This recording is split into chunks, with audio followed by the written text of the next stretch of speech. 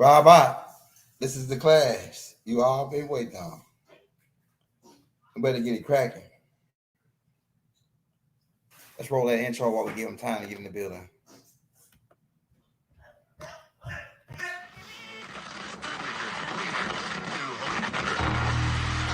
And the ancestors are looking out for us. God Hayes is exposing them, man. Okay, you see that chair right there? See how big it is? Yeah. Now look at the poke chair under. Scroll down, look at the poke chair under. Never have it been made so clear. Young TV.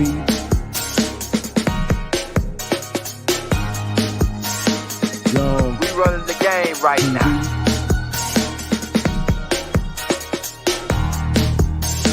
Young TV. Time to take over. Young We the hottest in the game. Hit that like, hit that subscribe button. If you just not tuned in. TV. Share, like on your Instagram, Facebook. Young TV. If you tuned in, we broadcasting live from 2030, baby.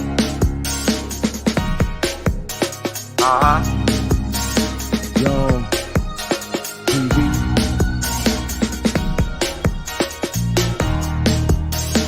Young Taking over the game, baby. Oh yeah. Young TV. Hit that like. Young TV. Get them likes up in the air, you heard me? Young TV. Ride by. Hotel Islam. Young TV. Assalamu alaikum. Flown letter. Young TV. Hit that like. All right, we got Faise in the dressing room right now, man. Get ready. He's finna get ready to bring him out. We got to do one announcement before we go in, so he don't got to do this announcement. Faise got 10 books, right? 10 books authorized, right, by and written by Faise One. If you want to get those books, right, you send them any amount of donation, you're gonna get 10 books. You send him any amount of donation to his Cash App. Be sure to leave your emails in the links, right? His Cash App is Play for Change. So you get the 10 books if you leave the emails and the links when you send the Cash App, right?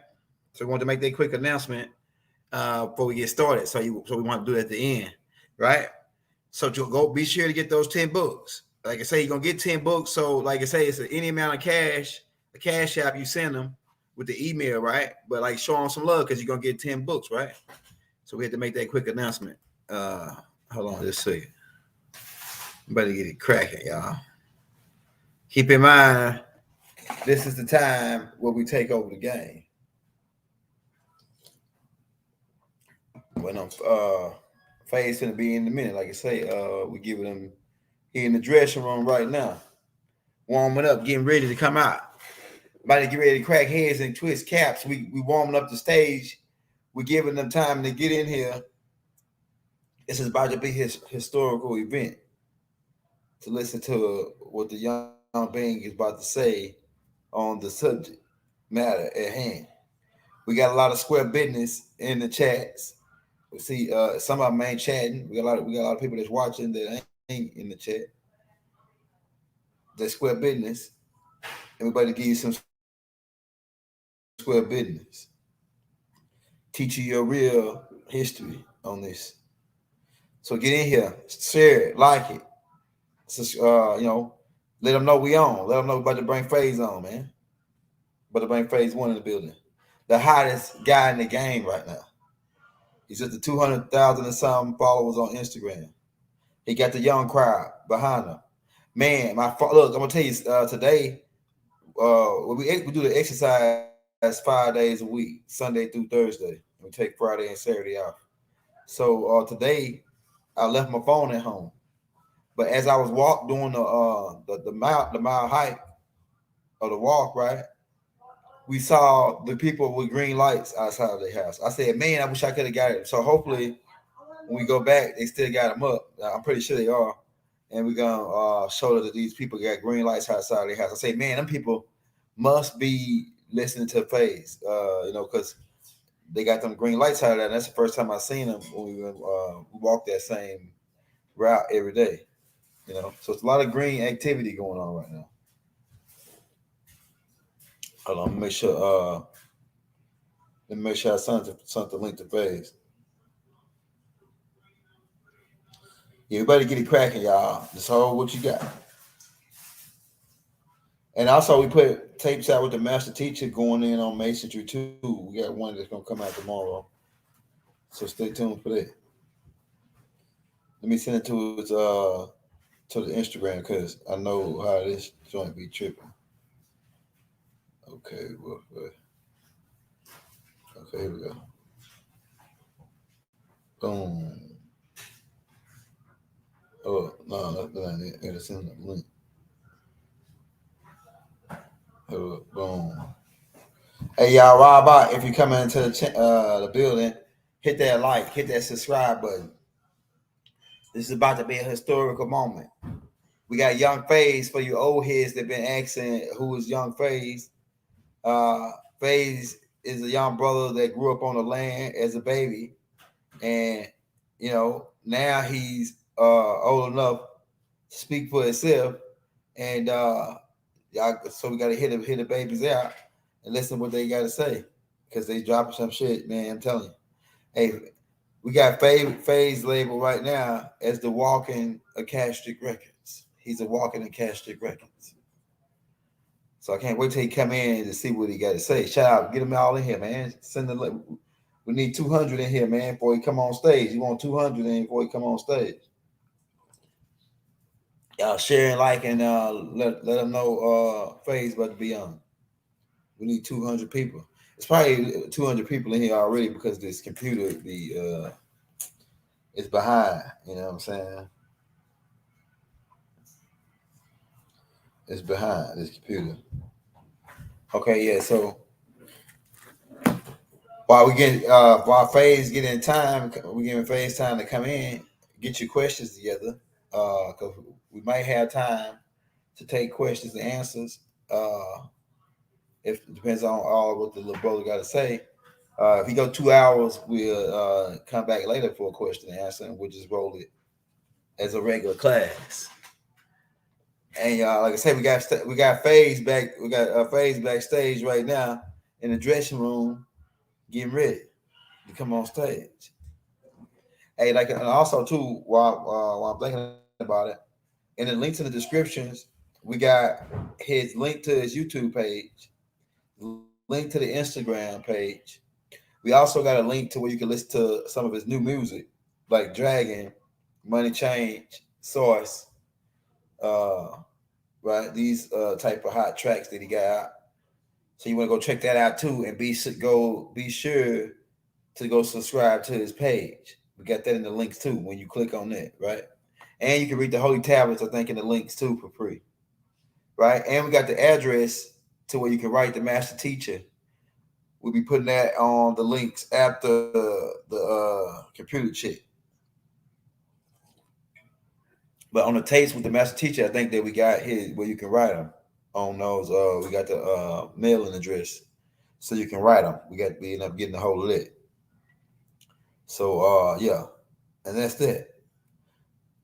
I'm trying not to go in too far without Faise. I like Faise like to make an entrance. He got to make his entrance, man. We got to bring him on stage. He a superstar now, man. He a superstar. We got to bring him on stage. All right. Also, keep in mind we got a lot of tapes coming out, man. I got so many tapes that it ain't even funny, man. But we're gonna be talking a little Masonic jogging today. Some Masonic jogging. This is first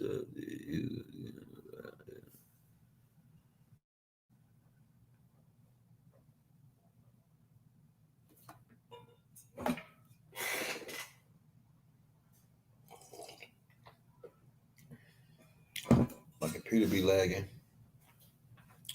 Yeah, so while we waiting, make sure you go out and get those green lights. Right? We get that green energy coming to the planet. And like I said, we let you get started on time because we military guys and we start on time. We got 200 people in here. Hey, everybody hit that like, hit that subscribe button, man. Everybody get cracking. If you got any questions that you got for me while we're waiting on Faise, you can hit me with them first couple questions, man. But a dude said, a dude asked this question. He said, why didn't you join the lodge? Or if you want to learn really what's in the lodge, join it. But you got to keep in mind, if you join a lodge, you better take an oath. You take the oath not to reveal the secrets. But then that we're not part of a business or contracts, we can talk freely. And you can say that we guessing or we doing this because we never been to one of your lodges. Because you do say in your literature that in order to be made a real master mason, you must be made a master mason in a real constituted lodge of master masons. So we know you saying, okay, these cats ain't no masons because they had been they ain't signed a deal with your pale man's establishments and jurisdictions. We don't need, like Bible said, we don't need no permission from you to do our building. We were builders before you. Right? Nimrod, Enki, Murdoch was the first builders. What you think this go all the way back to? The ancient mystic order of Melchizedek. I got a chance to defend myself from the tyranny going on in the family. Okay, here go Faise. Oh man. Here you go, y'all. He's a trending topic. The number one trending topic, Faise One, y'all. It's Faise One. Right. Right. And this right here is this is right here about to be. It's like people on the edge of their seats right now, man. You know, they're on the edge of their seats of what he's gonna say. You know, exactly. So y'all, this Faise right here, y'all. That's what we've been telling y'all about. He on the scene now. He the hottest in the game. He's a walking. This is what I say he is. He's a walking Akashic Records. I'm telling you. Like so, yeah. So Faise, whatever you want to start at, man, because people had a lot of ideas what you was gonna say, but whatever you want to start at, man. I'm gonna mute mine out. I'll let you start with background noise gone. How's my mic? Okay. Your mic is fire. Your mic is fire. Your view is fire. Everything fire. I appreciate it. I'll let you start with a question. You can start with a question. Okay, yeah. So yeah, I got you. Okay, all right. So when did you first start traveling? Like getting on it and going into it? Because like you 25 now, man. So like and the stuff that you know, it's like it's up there, man. Like and nobody can absorb that amount of information in that quick unless they was some extraterrestrial type being. You know what I'm saying? Real talk, though. So yeah, like to absorb all what you absorbed. It took me a long time to do it. Like so, so when did you first start getting on to doing travel? I started traveling at 16 years old. What do you think about that? Okay, what do you think about that? I can't see. No. Look, I did it. I did it like young. They say you got to be 21, right? But to me, 18. Depends on. Yeah, 18, right? 18, right? Different. It's different. The university is set the age. It's between 18 and 21. Yeah. But to me, it's in like in the scriptures say, if you seek, you'll find. Knocking, the door shall be open. So if you go if you at that 16, if you wanted to learn that information and wanted to get onto it, that led you on to it to where you could start traveling right then as soon as you had an interest in studying it. And being that we come out of the master teacher, we had access to a lot of stuff, extra stuff that people didn't have. No, knowing the master teacher, we had secret shit that the average kid probably didn't even know nothing about. Exactly. You know what I'm saying? At the time. And so, so I know what you mean when you say going at 16. No, I mean exactly what I'm saying. That I started traveling at 16. Meaning, first, let's start with the reason why I started off. If you pay attention, I started off differently than we normally would. I said, I'll let you ask something. All right. Any brother that's a traveler, their ears should have perked up when I said that, because that's the basics and basis of what all of this is about. The ability to ask, the ability to inquire, the ability to want to know more about a thing, to wonder about a thing. You understand? That's why we say to be one, ask one. That's the key, literally the key, because it brings you to a very specific number, and that number is 7, right? Remember, you have the 7 days of creation, right? You got the 7 colors on the spectrum, Roy G. Biv, where you have the G in the center, the same Masonic emblem. I showed you how you can find that, right? You have the 7, which is Sheba, which we can get into that later on to break more down about the oath, okay? Because it still brings you to the word Sheba, or promise, Sheba in Hebrew, right? It's 7 all over, the 7 Hermetic principles, which eventually people are going to find out if you walk that path like I did as an Hermetic, you will find out it's all one.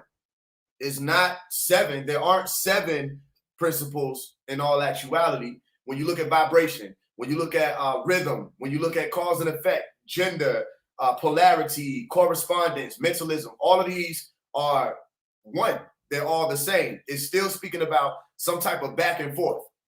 With its gender, it's male, female. With polarity, it's black, white, negative, positive. You understand? Even with rhythm, in order for there to be some type of rhythm, there has to be a start and end point of each of those key measures or signatures. You understand? With every single Hermetic principle, it all ties you back to one. That's one of the grandest sacreds, as you might call it, of the Hermeticals. But that's still, the number 7 appears there. The number 7 appears when the Quran speaks about how many heavens they formed. You understand? Or how many heavens Allah formed. The 7 heavens or the many heavens, which still gave you 7 in the actual word that they use, 7, right? So what's the point here? The point here is when you're saying to be one, ask one, you're saying 2 as in the number 2, right? You're saying be as in the second letter, which is 2, which has a numerical value of 2. So you're saying 2 plus 2, that's 4. 1, okay, as in the number 1, they say ask one. What's ask? 8. All right, which is the first letter. So there's a numerical value of 1. And then you'll say 1. 2B1, ask 1 gives you what? It gives you 2 plus 2 plus 1 plus 1 plus 1. And that's 7. And that 7 is the key that you'll literally need to not only get through the door, but you'll hold that key throughout all your travels. It's the key that sits in the center. When we speak about the 19 keys, listen to me. The 19 keys is really one key. You understand? It is the key that allows you to see. It's the key that allows you to walk or come forth by day. All right. That's why I say pay attention to the fact that it exists on the visible light spectrum, what you call your color spectrum, the 7 colors. You have 1 as your darkness, and then you go red all the way through violet, and then you go to the 9, which is the white, which is your light. Okay, so from black to white, you have 7 pieces. From 1 to 9, you have 7 pieces. That 7 in the center is your G, or your key, or your Gaia, or your Chi, whatever you want to call it, that allows for you to see or activate to take the walk. So before we start a Masonic build, I intended to say, I'll let you ask first. All right? Why did I bring that up? Because to be one, ask one, and I didn't have to ask to be one. 2 people came to me. They were twins in our neighborhood. I stayed off Venetian Hill. Anybody know about it? You know about it. If you don't, wonder until it's time, right? I stayed off Venetian Hill, Camilton Road, Atlanta, Georgia. There were 2 twins there, all right? They approached me because I was already doing work in the community. I had an organization called Pharaoh Clan, okay, where I was already teaching in the schools, breaking down certain sciences and bringing it to the communities and putting all the people that was on in the communities onto the higher sciences or the right knowledge or whatever other esoteric, Gnostic, all kind of things that I was teaching to get people to figure out what the grand or magnum opus is about, the great work or the grand work. So they saw that. I was 15, 16 years old when they were paying attention to it. At age 16, they not only approached me, one of the twin brothers spoke to it. We used to call them genies because they used to wear the turbans and they were real tall and slender, right? One of the twin brothers approached me and said, I want to talk to you about the square. I already knew what he was talking about because when I was younger, my actual stepfather, which I call him my Uber because he was there, you understand, for a great deal of my life, raising me as the man present. As I have my biological father, it wasn't set up that he was there present, but I had another father who I call my Uber who was there present. Both of them are travelers. You understand? So my stepfather used to literally do construction work. Okay. And I wasn't into construction work, especially as a child. I didn't like it. I was more into just the arts, interestingly enough, because it's all hand in hand. And he would ask some of the, I got different brothers and, you know what I'm saying, we would go at different times. But one of the times he took me, and this is where it began at, where he told me to go in his bag. I would have to be like 5 years old. He told me, go in his bag and grab for him the square. He said, go in the bag and grab me the square. All right. And I went over to his bag and I couldn't find whatever it was that he was telling me to grab. Because I saw the level. I knew what the level was with the little bubble thing in it. I saw the tape measure. I saw the drill. And I saw this triangle thing. And because I was familiar with shapes, I know what a triangle is and I know what a square is. And I know I don't see a square. That's how I don't see a square. He said, keep looking until you find it. He said, what looked like it could be the thing I'm telling you about? I couldn't find it. And then he came over and showed me. He said, this is a square. And in my mind, I said, that's a triangle. He said, no, this is called a square.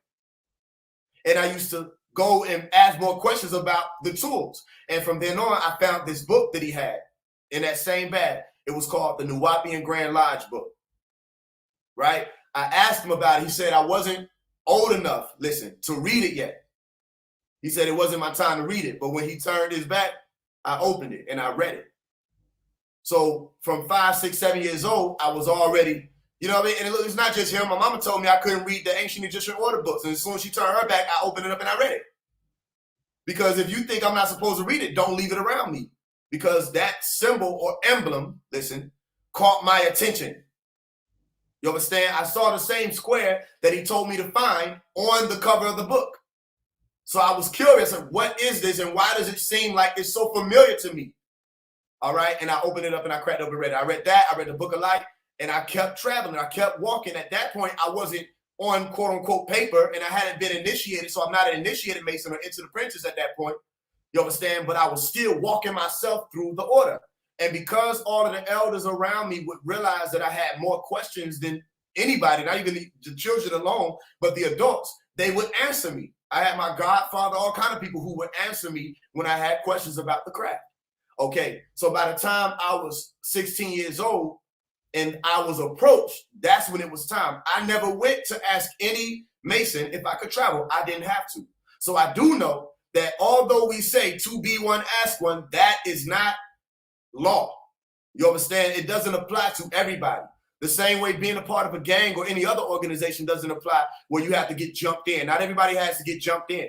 You understand? Not everybody got to go through this person, go through this person. If you know somebody that's directly connected to the OG, they can bring you straight through there. You don't got to go through no fire. You don't got none of that.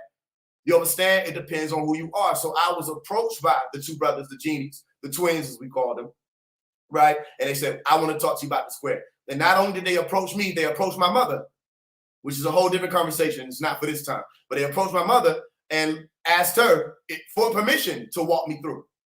And she needed to know certain things before she gave the approval. You understand? And certain things she didn't agree with, certain things she did agree with. So for the things she didn't agree with, it didn't happen. Simple as that. You understand? So to answer your question, I started at age 16. You can find proof of this if you go to Faise One Productions on YouTube or just type in Faise One, My Vision. Right? I was 16 years old in that music video. Right? You can also type in 16-year-old Mason teaches class hidden knowledge. Okay? It had 1.4 million views on my YouTube and 20 million views on somebody, the Tripper or something like that, Facebook page, and it went all over. It was going viral. The same time that KRS-One had a video going viral about the audio verbal hallucinations or the voices inside of your brain. You understand? So the problem that a lot of people were having was, first of all, you're supposed to be 21. According to what is written, you're supposed to be 21. That's the age requirement that's universally accepted. Okay, so when I would do certain things, like it was a brother named Hocus for Fifth, right, who had a platform on Clubhouse, and I wrote a book, Who Knows the Secrets, and I came in and partnered with him to promote and push the book and teach the whole lesson and let people get the book, right? And there were some brothers in there. Obviously, it's like his brothers in here now, right? There were brothers in there who were like, wait a minute. One of them stepped forward. They said, everything he said about my fraternity, right? He said it's false. I didn't respond negatively. I held the mic open. I said, okay, cool. Whatever I said, because I had been spitting science. I said, whatever I said, let me know what I said that was false. He said, the youngest I've heard was 18. That's where he messed up. Because you're not telling me what I'm teaching as a science is false, because one, you can't. Right? But two, even if you try, then I'll tell you to do something that you cannot do. Right? If I'm lying about the sciences, how about this? Tell the truth about the sciences. If I'm lying about the passwords, how about this? Tell the truth about the passwords. If I'm lying about the rituals, how about this? Tell the truth about the rituals. And you can't do that because you have a penalty clause that you honor and you're afraid to break. It's in your spirit. Other than that, you will have no reason not to reveal. When there was a black tile and a white tile, there's a time for concealment and there's a time for revealment. That happens in nature. A baby isn't cultivated outside of the womb. The baby is cultivated in darkness. You understand? And that same child emerges into the light. And when that emergency happens, emergence means to come out into view. That's why I tell people, look at the word, emerge and see. That means that there was some darkness, and when people emerge and see, it is an urgent situation. All right, the siren is blown, and what's a siren for you? It may not appear as a sound, but it appears as a frequency, which is light. The moment that the baby is exposed to light, okay? But if the baby is not birthed, it will not be able to survive on its journey. And that birthing says you have to come out of the darkness into the light. What was the whole purpose of the first order? Of the first one that you could ever call a supreme grand master or a grand architect? You ask the average traveler who that is, they don't know. But they say that we're up under the grand architect of the universe, the Gautu. Okay, well then who is the Gautu? Meaning, who do we go to when we need to find out where that first point was, or that first brick was laid, or the chief cornerstone, or the stone that the builders refused? That's in the book of Acts, chapter 4, verse 11. Go read it. Okay, because people refuse to look at the main science, the most basic science. It takes you all the way back to the God of architect, which is Ta, all right, which gives you Ta, Teo, Tau, Dau, the way, Patarak, all of that. Goes right back to Tahuti. Okay, the God of wisdom, the God of time. You know what I mean? This is the one who laid the first brick for you. This is the one who picked up the pen. Who gave the Ibis wisdom? It's not a question. Who gave the Ibis wisdom? It's in the Bible, biblical scripture, the book of John. The book of Job. Who gave the Ibis wisdom? And who is who? Who is the original creator God from ancient Kemet, H-U. And the Ibis is who? None other than Tahuti. You understand? Which is why the symbol of the Ibis gives you the quill, which is the pen. So the Grand Master, or the Supreme Grand Master, the original Supreme Grand Master, the original Grand Hierophant, the original Grand Potentate, the original Grand Master Scribe was Tahuti. And he established these orders, look at the word, to counteract or combat darkness or disorder. So darkness meant what? Confusion, which was in alignment with Set and the rest of these dark gods who kept the world in confusion. Why? Because if you keep the world up under you in confusion, you maintain your position as the elite, or as the Illuminati, as y'all are calling them now. You understand? There's a million words for them, a million names, phrases. The military industrial complex, the higher ups, whatever. In order for them to maintain their seat, those who especially operated in what's called the stolen power, all right, they have to keep the rest of the world ignorant, because if you know that the same power that this person has that you're worshiping, you could have and activate within yourself. All right. If you just took this specific walk, you would be able to have not only the same power, but potentially more power than they have. You wouldn't worship them anymore. It would be no reason to.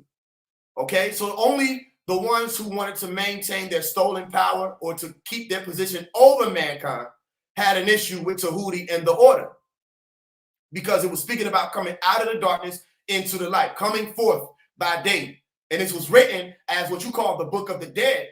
Okay, the same way you had certain messengers or warners, if you understand what I'm saying. All right, with Islam, where you had Quran, or you had Elijah Muhammad or Malachi as Imam Isa, who came and said, what? We were here to lift up or raise up, like Lazarus, a dead people. Okay, so dead is referred to as sleep by Jesus in the scripture. Okay, well then a sleeping people or dead people that had to be lifted up had to be brought out of the grave, out of the body's tomb, the bottom. What? Breathe spirit into them, knowledge. You have to be waxed. We have to take you from where you were literally clay and form you, all right? And then give you a whole new reality, breathe a whole new spirit or realm of knowledge into you. And then you could wake up and become light. And that's where you get into the word mir, all right, which I broke down before, where you have ba ka mir, not mir ka ba. Ba ka mir, becomer, a becomer. And bakam is a word meaning silence, and mir means light. But mir also means death. You understand? Go look up everything I'm telling you. Because why? In order for you to be born again, you must be born again. One must be born again. You have to what? Die. You understand? So a lot of people may not understand why these orders were set up, but the purpose of it was to take people who were in darkness, bring them into the light, which means they had to journey into that darkness to figure out what the light was. Because light for you, when you're in darkness, is dark. Because light is information. And if you don't know that information, it's dark to you. That's why we say, don't keep me in the dark about things. Let me know. Bring everything to the light. Everything that's done in the darkness, what was done in the dark comes to the light. And so when we were told that we had to always conceal, that was in violation of cosmic order. So whoever put that clause there, literally I'm saying clause because that's what our points are. Whoever put that clause there knew what they were doing. They knew that it was a spell. Why were we supposed to always conceal? And if I'm not a traveler, how do I know that that's what we're supposed to do, according to what they say we're supposed to do? So the bottom line is, I was a traveler before I started to go into the houses. I was a traveler before I walked behind closed doors. However, you're not dealing with somebody who only is some metaphorical Mason. I walk behind the walls. You can't tell me I got to close my mouth. You can't tell me that, because I was the one who said I'll accept the penalty of no less than having my throat slit or tongue ripped out. I said that. I can fall back on my word. No, I can do that. I can say no. There comes a time to reveal. Somebody lied to us. They didn't say you're going to conceal for a certain amount of time and then you're going to reveal. So that's an issue. And anybody who has an issue with what I'm saying, they need to go and read the Bible again. The same Bible that you held in your hand to give the Obi. Because that same Bible said that there was going to come a time when you had to reveal, which is why I bring up the book of Luke chapter 12. And you go read it and they'll say, no, you can't, because everything that's been hidden has to be revealed. How are you going to call yourself an order and you look around in your world, all right, and you see that it's in darkness and you know that you have what it takes to build a new world and you won't do it for the sake of keeping things sacred or safeguarding? That's why I say they're not safeguarding, they're bogarting. They're not safeguarding, they're bogarting. You can't tell me we have as many travelers as we have on this plane or in this plane from different orders, okay, whether it's Rosicrucian, Freemasonry mixed with Rosicrucian or Rosicrucian Freemason, whether it's the Knights Templar or whoever, however, whatever walk you walk through to figure out whatever wisdom you figured out, you can't tell me it's as many of us there is and this world is still in darkness, unless all of the people who've been walking this order have been walking in the false light to begin with, because the true light would have told you it's time to reveal. You would have known that by now. You would have known. You would have known that there is no such thing as the secrets getting into the wrong hands. Have you seen the nuclear weapons? Do you think you're sharper when it comes to physics than Robert Oppenheimer?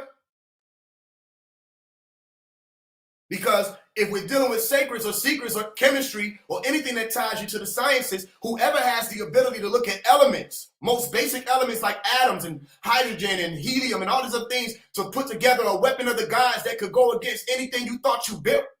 You can build the sturdiest foundation you want to build. If they were to place a nuclear weapon in it, it would no longer exist.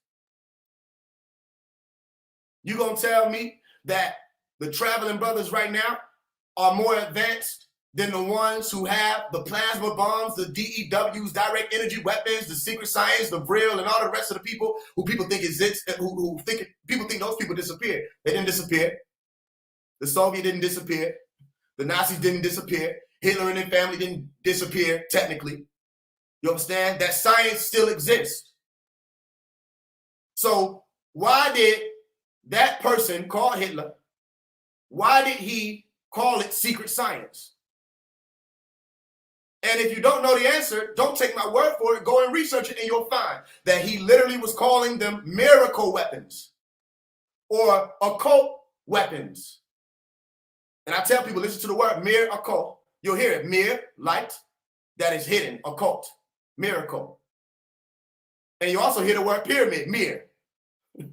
You with me? Okay, so that being, I don't want to say the name too many times. I don't want to upset the algorithm. But that particular person, that dictator, had in his possession something called secret science. And with it, he intended to do more damage on the surface. There was an alteration on that plan. He did a lot of damage on the surface. Okay, all kind of different sciences being introduced, like eugenics and crossbreeding, and this is somebody who became a master in what you call the secret sciences. And all of these weapons, right now to this day, if you go and research what I'm saying, could potentially cause life on this planet as we know it to cease to exist. How is now the time where we have to let people know what the most basic science is to conceal? How is it not the time? How is it possible that you can still think that there's an instance that you're waiting on where these sciences get in the wrong hands? They're already in the wrong hands. They're already in the wrong hands. You can't tell me I'm telling people anything that they're not supposed to know when the ones who know it are making sure that these people never find their way to the light. In a world that doesn't have light is a world in disorder, and you know that. And you're going to tell me I'm wrong because there was a curse that they told each and every one of us that came through the order to put on ourselves so that we would never even try to get the people to the light. And they showed it. They made examples of certain people. Uh-oh. They made examples of certain brothers. Stay with me. Who said, I've been to the mountaintop. Listen, I've seen the promised land. I may not get there with you, but as a people, we will get there. I have a vision. I have a dream. I've been to the mountaintop. I've seen the promised land. They made examples out of those types of people. The one who said, we're tired. We've been traveling. Go read the I Have a Dream speech. We've been traveling. We're tired. We're fatigued. He said lodging. He said beacon of light. Decree. They still don't get it yet, young elder. They made examples and they said, okay, if you ever think that you're going to come out and try to tie people back to nativity, nationality, or being alive and not dead, or being in the light and not in the darkness, how you who claim you're in the light but are actually in the dark holding back that light, okay? If you ever try to bring people to that light, we'll get rid of you. But they didn't tell you the clause. The clause is, it's only if you have a platform. They were only gunning for the people with platforms. If you had a major platform, then you were a threat. Just you and your communities, amongst the commoners, you weren't a threat. You could have brought the sciences to the communities. You're going to tell me you live next door, or you're right across the street from a community that's in shambles, a whole group of people who are asleep and don't know anything about what you know, and you're not going to go out there and set up shop, all right, or stand on that hill or stand on Mount Olive and teach the commoners what you know? Why? for the sake of keeping order in a disorderly world. No, to date, these are not orders. An order does something. It's a word. All right. If I order you, I command you. Stay with me. If I say I'm a part of the Masonic order, then I have the ability to make the Masonic, the mother sound. Listen, Masonic means I understand the Madu, Nectar, the word of God, and I can command from that. What's the point of us learning about the works if we weren't going to do them? You have to command. And if I say I order you to do this, this is an imperative. It's a command. That means that I have some type of what? Authority. Who was the original author? Who was the first author? Tahuti. The first one who grabbed the pen and said, this is how it is written. This is how it will be. So if there are orders here and this world is in disorder, then we don't have supreme grand masters. We don't have worshipful masters. We don't have hierophants. We don't have any of that. Not anybody that's operable in this day and time that have the ability to grab the pen and say, this is how it's written. This is how it will be. And you know what's so interesting? If you say pen or pencil, okay, let's say we're dealing with a pencil, all right, where you have something called lead in it, interestingly enough. And you have an eraser on that pencil. If something is written a certain way, you can come back through, etch it out, and write another way. Or don't tell me you understand about the Akasha records.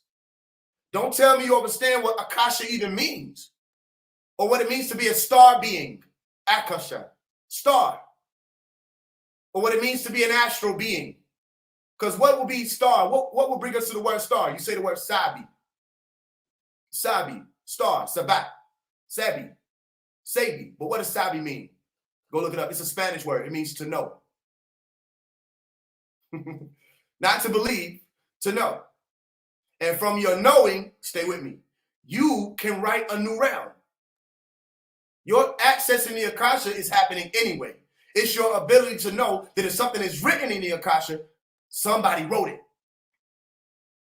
Even if you don't know who that is that wrote it, okay? Well, then you need to go back and read the books. So again, to the travelers, if you said that you knew that there was a supreme being or a superman being or beyond man, beyond mankind, beyond humanity, being that was the grand architect of the universe. This means, what does an architect do? They grab a pen and they start writing and drawing out angles.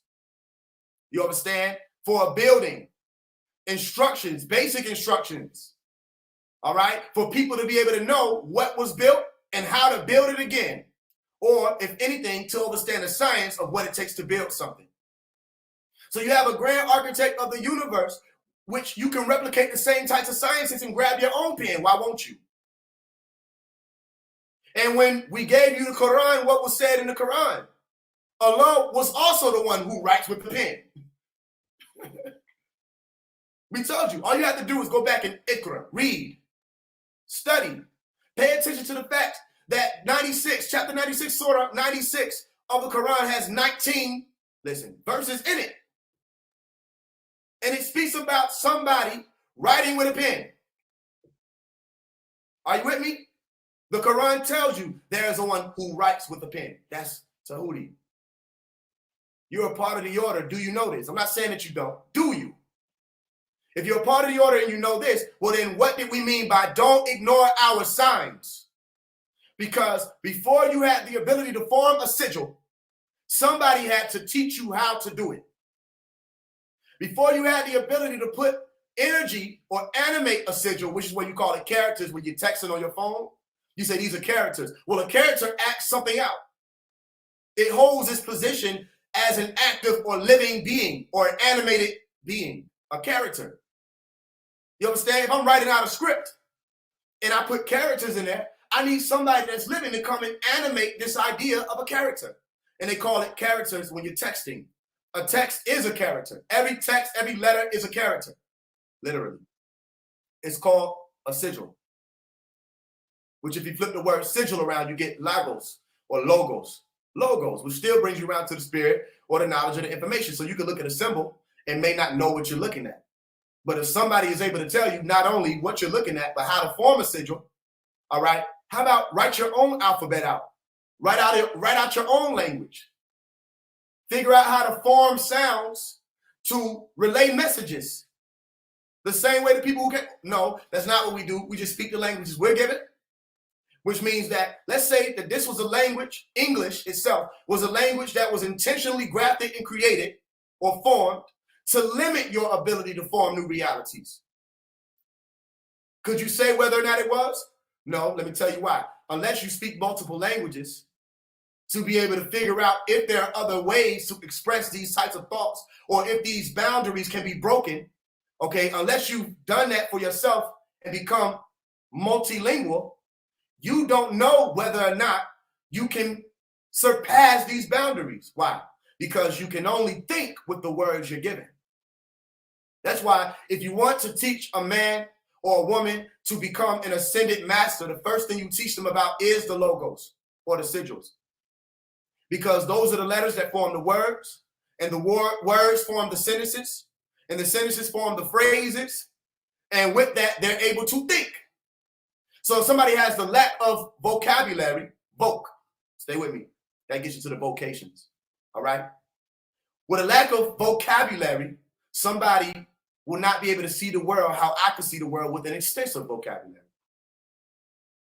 And someone with an extensive vocabulary not only has the ability to see the world from a higher point of view or from an overstanding, they can also have the knowledge that says, I need to learn more words.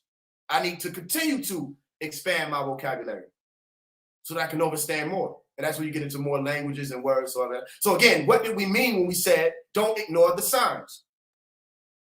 Don't ignore the signs. What am I getting into? I'm getting into a very specific word, okay, which could help certain people ease in a seat a little bit when I'm speaking, because I know a lot of people probably are feeling a fire right now. I'm just telling you, okay, remember, caution, remember that. Because if you were taught that and you didn't know it, somebody had to bring it to you to teach it to you, correct? So remember caution, because this might be another teachable moment for you. We gave you a token, right? Well, some people may call it a grip. We gave you a token. Some people may call it a handshake.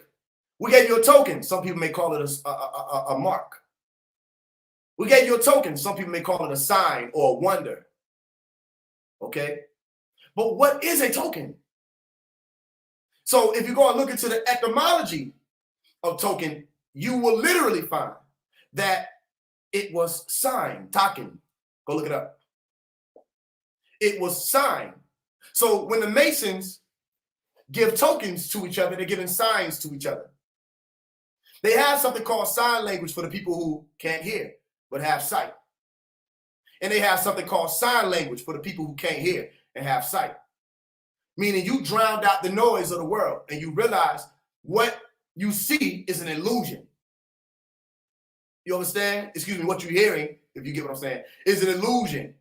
Your sight is the ability to pick up from the new light. So did you get what I'm saying? It's two ways. The saying that I'm showing you right now is a wise man or woman overstands. Here's one word and overstands two. A wise person hears one word, overstands two. When I say light, somebody might think about a switch that goes on for people to see in their room. So when I'm going to say light again, somebody might think of the information that you receive that allows for you to be an ascended master.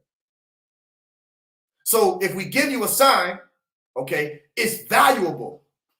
Don't ignore it. What was the book that said that? The Quran. Al-Quran said, don't ignore our signs. It said, we're going to give you a sign. In the book, the chapter 41, verse 53.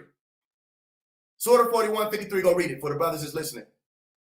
Okay, because it's all about clarity. We said it's going to come a time where we literally would show people the signs. And it will be on the horizons, and it'll be on or inside the self. That's the outside and the inside. Okay? When we show people these signs, the whole purpose of us showing them the signs was so that they can know the truth. Okay? And that the truth will be clear to them. Because at that point, the truth wouldn't have been clear until we showed you the signs. So the signs for people that are listening is if we say, pay attention to these specific words, or pay attention to these specific events, or pay attention to these specific prophecies or auguries, okay? So that when that time comes, you will know it's time to reveal. And the revelation has everything to do with the order, the new dominion. If you look at the word dom, all right, as a suffix, it means a state or a condition. So if I say a dominion, I'm saying the state or the condition of a time period or of a world.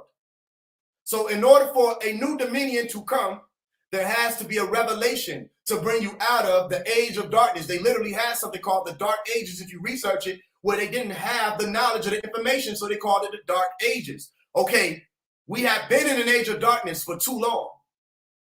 We have been in an age of concealment for too long, and we've given many signs. Many signs have come over time that says now it is time to reveal. All of you who bear witness, stay with me. Because in order for you to become a traveler or a Mason, you had to what? Confess or bear witness to the fact that there is a supreme being above and beyond you. That's the same thing that the Muslim brothers and sisters have to do when they take Shahada. Shahada. All right? What's the whole purpose of Shahada? Well, what does it mean? It's saying a witness. Okay? So if you're a witness and you bear witness, well, this will be the time where you come forth and you show what you know. You have to show your work in this day and time. And remember that. Because those who know, because that's what it brings you to. When you're saying Shahadu, you're not literally saying believe. Okay? As the witness aspect, you're speaking in terms of knowing something. You understand? As a witness aspect or a believer aspect, you're speaking in terms of knowing who Allah is or knowing what the sciences are. You with me? So for those of you who have already received the signs, whether it be through religion, Christianity, Islam, Masonry, whatever, now you know, you should know what to do with the light. Okay? What is a verse in the Quran called? It's called an ayah. And an ayah is a sign. Say it with me. Go literally look it up. Everything I tell you, go look up what I'm saying. An ayah is a sign. Okay? What is a token? A sign. What is an oath? Which is what they tell the Masons to take. Okay? Before you begin your travels or your obi, the Hebrew word for oath is sign. Okay? When you're saying O-W-T-H, go look it up. O-W-T-H means sign. So when I'm taking my oath, all right, I'm being given a sign. So every sign that was given up to this date was what some people may refer to as spiritual signs. Like if you go through the sages taught that the tokens were spiritual signs. Okay, which another way to say spiritual in that regard is saying esoteric. It's like allegorical. Not everybody will understand what those signs were and what they meant. Okay? But for those of you who did, you had the responsibility to transduce the light, to let all of the people know, okay, that you went back to into your communities what the signs were. So we said pay attention to not only the signs, we said pay attention to the signs of the times. Pay attention to the sun and the moon and the stars. You're going to see the signs up there. Don't be the first to deny our signs. Okay, well, here go the sign right here. 2020, they came out with something that had everything to do with time. Because you could hear the word, crime. Are you with me? And they even started to release certain strands or variations, as they call them, variants. It's just dealing with math, okay? And they put the word crime on it. What does crime mean? Time. And the number 19 was attached to it. And that number is found in something that's referred to as the hidden secret of Al-Quran, the 74th chapter. What is 7 for? GD. GD. What is GD? G-D gives you God. G-D. What is it? Growth and development. Growth and what? Growth and development. All right, which is hidden, by the way, because the growth and development, again, takes place in the womb. But a lot of people think that the growth and development is the last step. No, if I'm building an AI or a robot, the growth and development process is just for me to get the being in place and ready. it still has to do or perform the great work. The magnum opus. It still has to have some sense of mystical devotion to be able to carry out that work, which can either be taught or inherited. Okay? Where you see some people are Israelites by genetics and some people are Israelites by their works. You understand? So if we hid the secret, 19. In the hidden secret, I don't know how clear you want this to be. Okay? But that's why we say in El Quran, this is clear. The Quran is clear. You may not understand it, but that's what we're here for. Because we point to it and say, this is what we mean. We say, Rasulullah, and I'm not a Muslim. Again, I'm not Muslim, Christian. I can jump between the sciences. But we did say, or it was written, spoken first, and then written, that Rasulullah Muhammad was what? A reminder. Someone that wasn't bringing you anything new per se, but they were reminding you of the sciences that already existed before. So if there already came a time of revelation before, all right, and when people tried to avoid the sciences that were being brought forth through that revelation, their world was destroyed. What would make you think that someone like myself, who came through with the programming to bring this world back to order, would even hear you when you say we're not supposed to reveal? I can't even hear you. You sound like one of their servants. Pay attention to the signs of the times. You ever heard somebody say, everybody got the same 24? We all got the same 24. What does that mean? Well, simply enough, it should mean that there are 24 hours in a day. Correct. However, it also means, right, when you give it a tool, 24-inch gauge. You separate that 24 into 3 parts, okay, which gives you 888. You know the science of 777. You know the science of 666. Okay, here's the science of 888. That everybody has their rising, everybody has that time, that dash. Okay, so you have your birthday, your born day, as you call it, where you rise up. Then you have that dash in between, where your life is carried out. And then you have your setting, okay? Well, when you set, that's it. You're resting.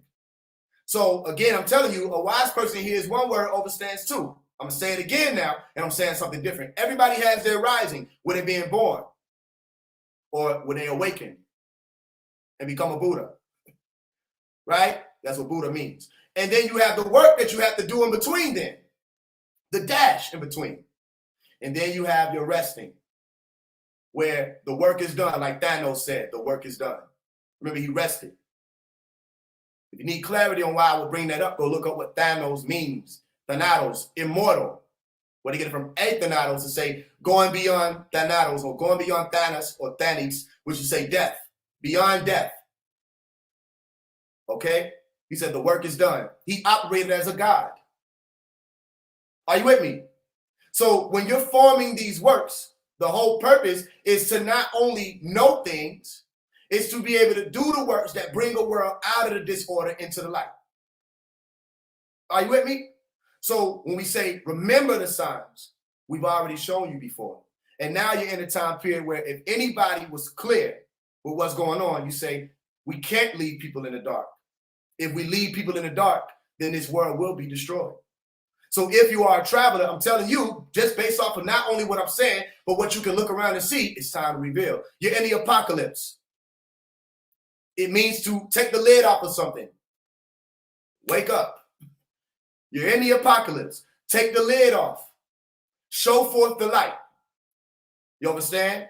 And you can do the work, because everybody that's a traveler, every human being is a traveler, has the same 24.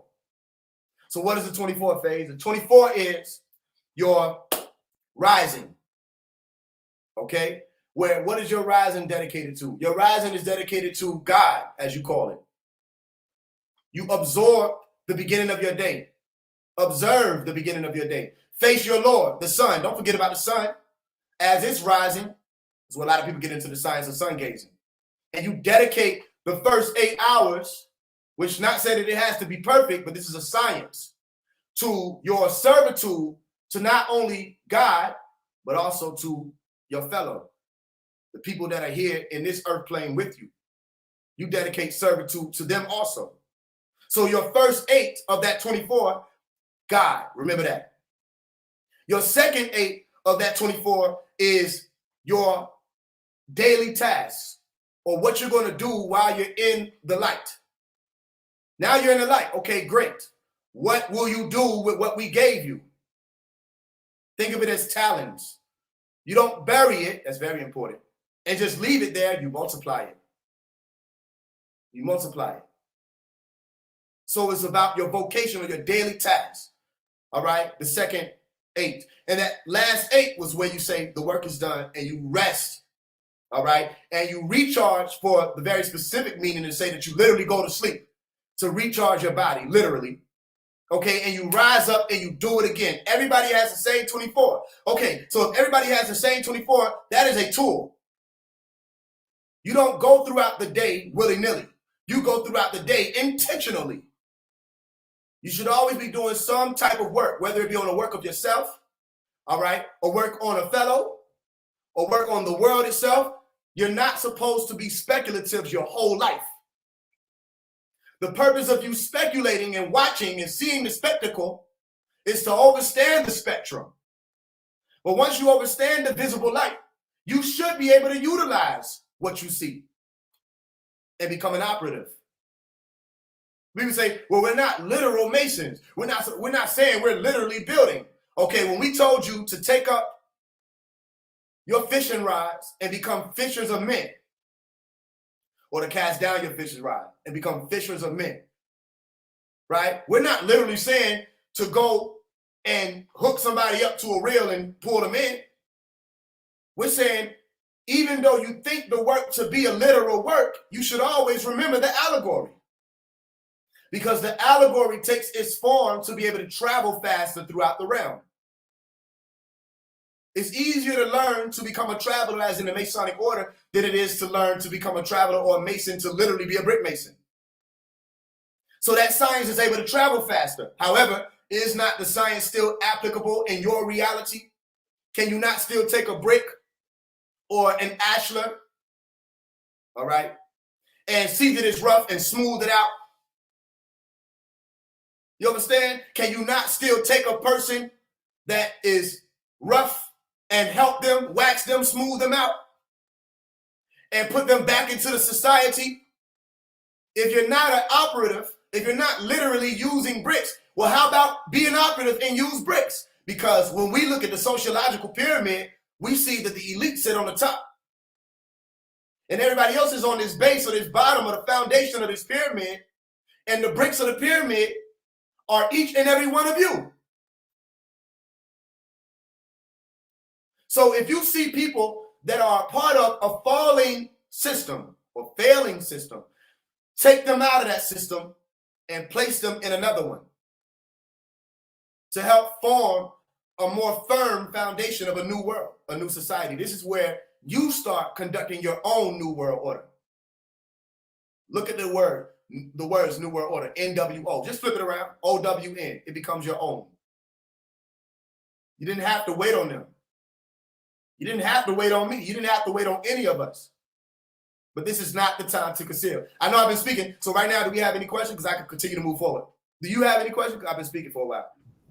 Man, you going in. They said the old heads say when you going in like that, don't interrupt you. Just let you go, man. I was just letting you flow. Now, you said a lot, man. You said a lot. Like people that's travelers, I know they hear you clear. Now for the guys that's young elder, you've been. He said, well, like technically to be a mason, to answer the dude's question, technically to be a mason, they say you got to be made a mason and a master mason, fellow craftsman, whatever. You got to be made a mason in a real constituted lodge of masons to be, according to the white man, or that's what they said, you know. It's according to masonry. Yeah, according to masonry, right? Because I read what they said about it. I mean, I read up on it. And so you was in a real lodge. You went to a real lodge after the You know what I'm saying? Like the 16. yes, yes. Yeah. The twins. That's why I The said, twins again, took you I'm extra not what. cool. Notice it's only going to be, it's only ever going to be where were you hailed from, which I used to just come out and answer it. Right? I actually just gave hints toward it because I spoke about the location and who was over it. I used to come out and just say it, but then I started realizing that the whole purpose of these brothers who were asking it, for one, we're taught to recognize a brother in the darkness as well as in the light. That's what we were taught to do. So anybody who, first of all, can't maintain caution, and your only assertion is, well, are you clandy or clandestine as it's called? Are you fake? Are you book mason? Are you internet mason?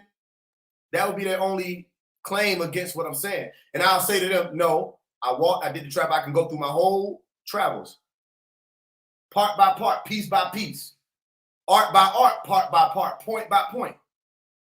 And they'll still say, well, you could read this in a book. You can't read the experience.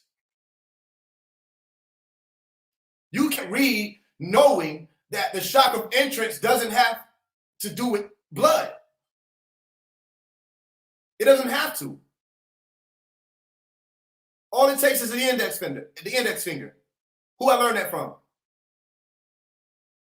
You don't have to be, you don't have to, you can't read in a book that when you walk through the doors, you're stripped naked. As soon as you walk through the doors, you got to strip. You understand? You say that to the average person, they're like, bro, we don't know what the hell y'all on. You understand? Then I just say, okay, well, you could find, I have to correct that. The Malcolm Duncan does go into some of the ritual, right? But of course, they always have books out here. The Masonic Encyclopedia. There's all kind of people that put books out. But they don't go into the depth that people think they go into. It's that experience that allows it. It's people that have been Masons their whole life and still don't understand some of the simplest science. And it's people that have been Masons their whole life that don't remember you became a Mason as a young person. You got rusty over time.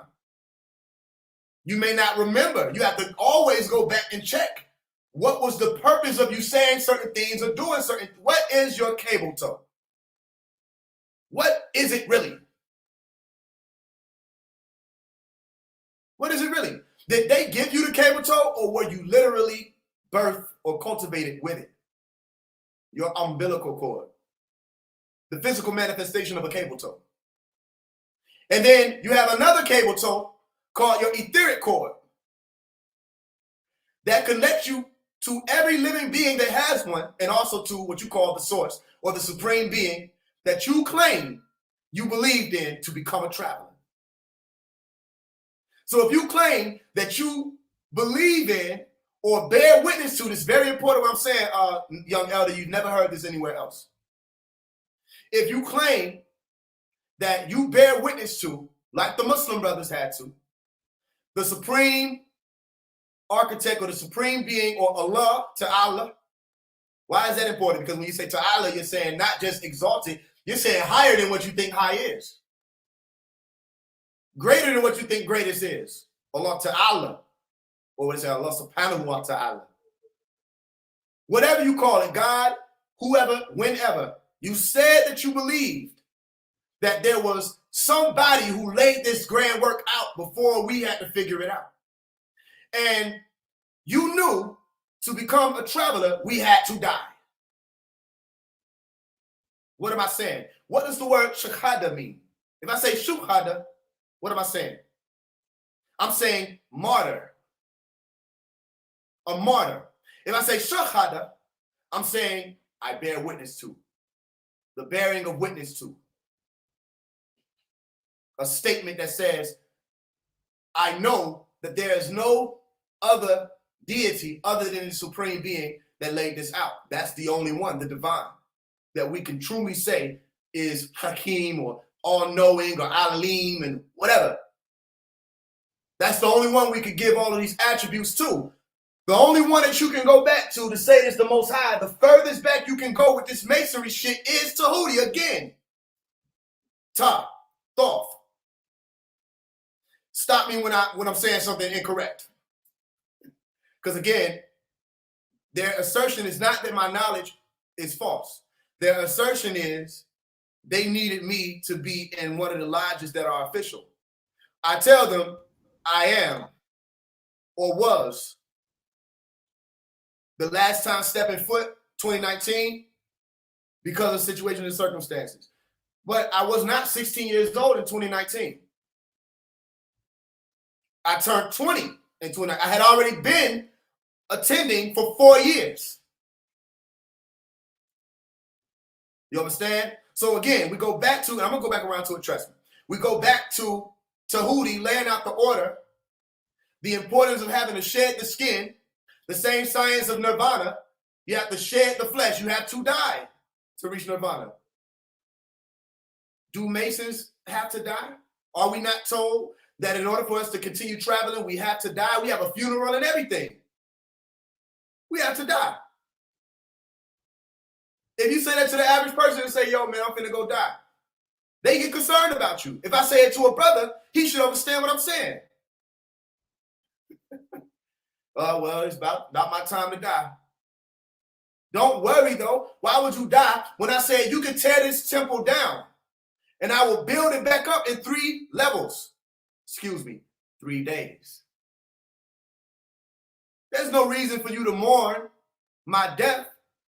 Because when I come to the upper room and I say, Salamu alaikum or Salam alaik, peace be unto you, and I see those of you who say you had the discipline, the disciples, you shouldn't be shocked to see me because I said, I'm not really going to die. You should understand I have a death, but I will resurrect, meaning I didn't fully die, because if I actually died, okay, I would have left in that moment of death, because you can only die once.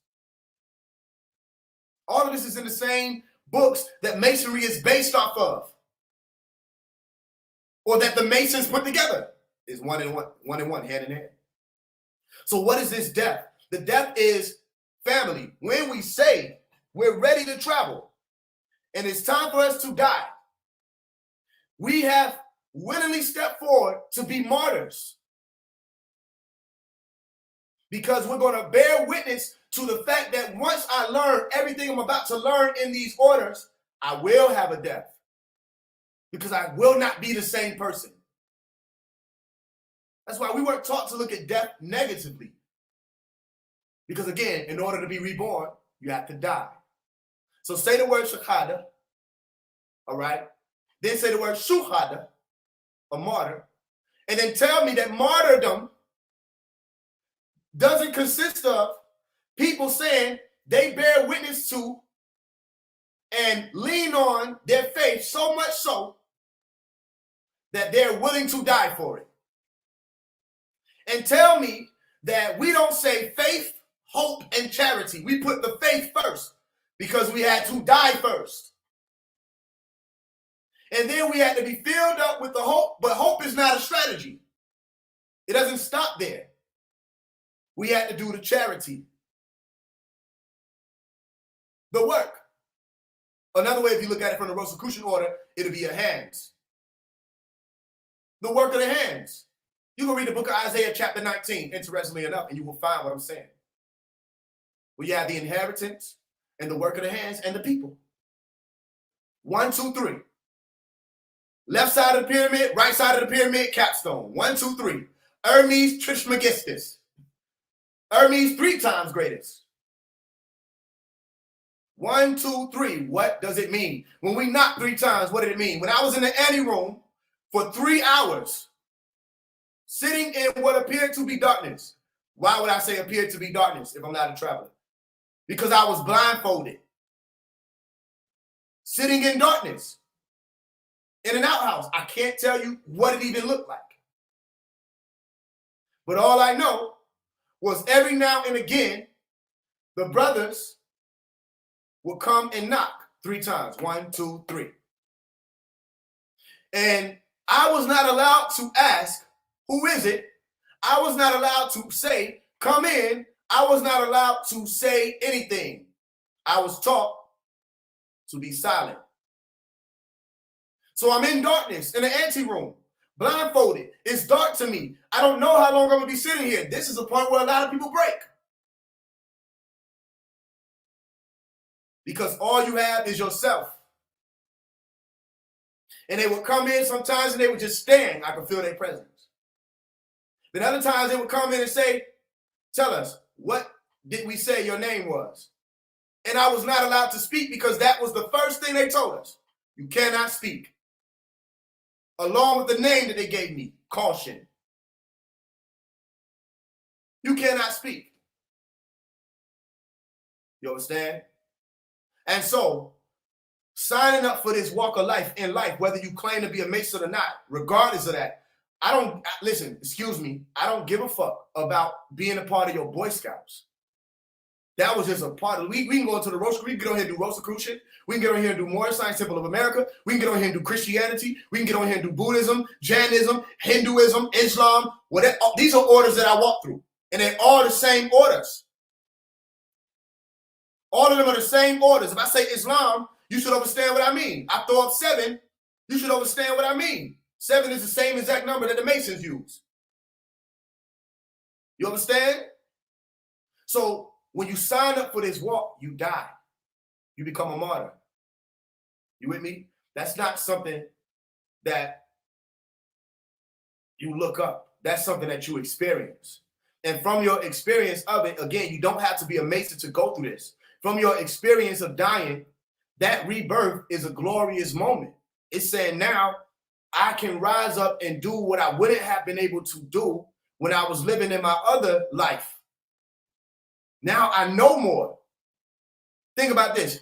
If you could go back to being born in this real life, if you could go back from where you at right now to being born again and you could remember everything you know,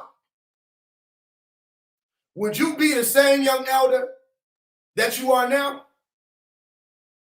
I can guarantee you there will be such a spark from that moment of rebirth and having the maintenance and the retention of the knowledge that you had before this new life that you have. There'll be such a spark from that you will do more work.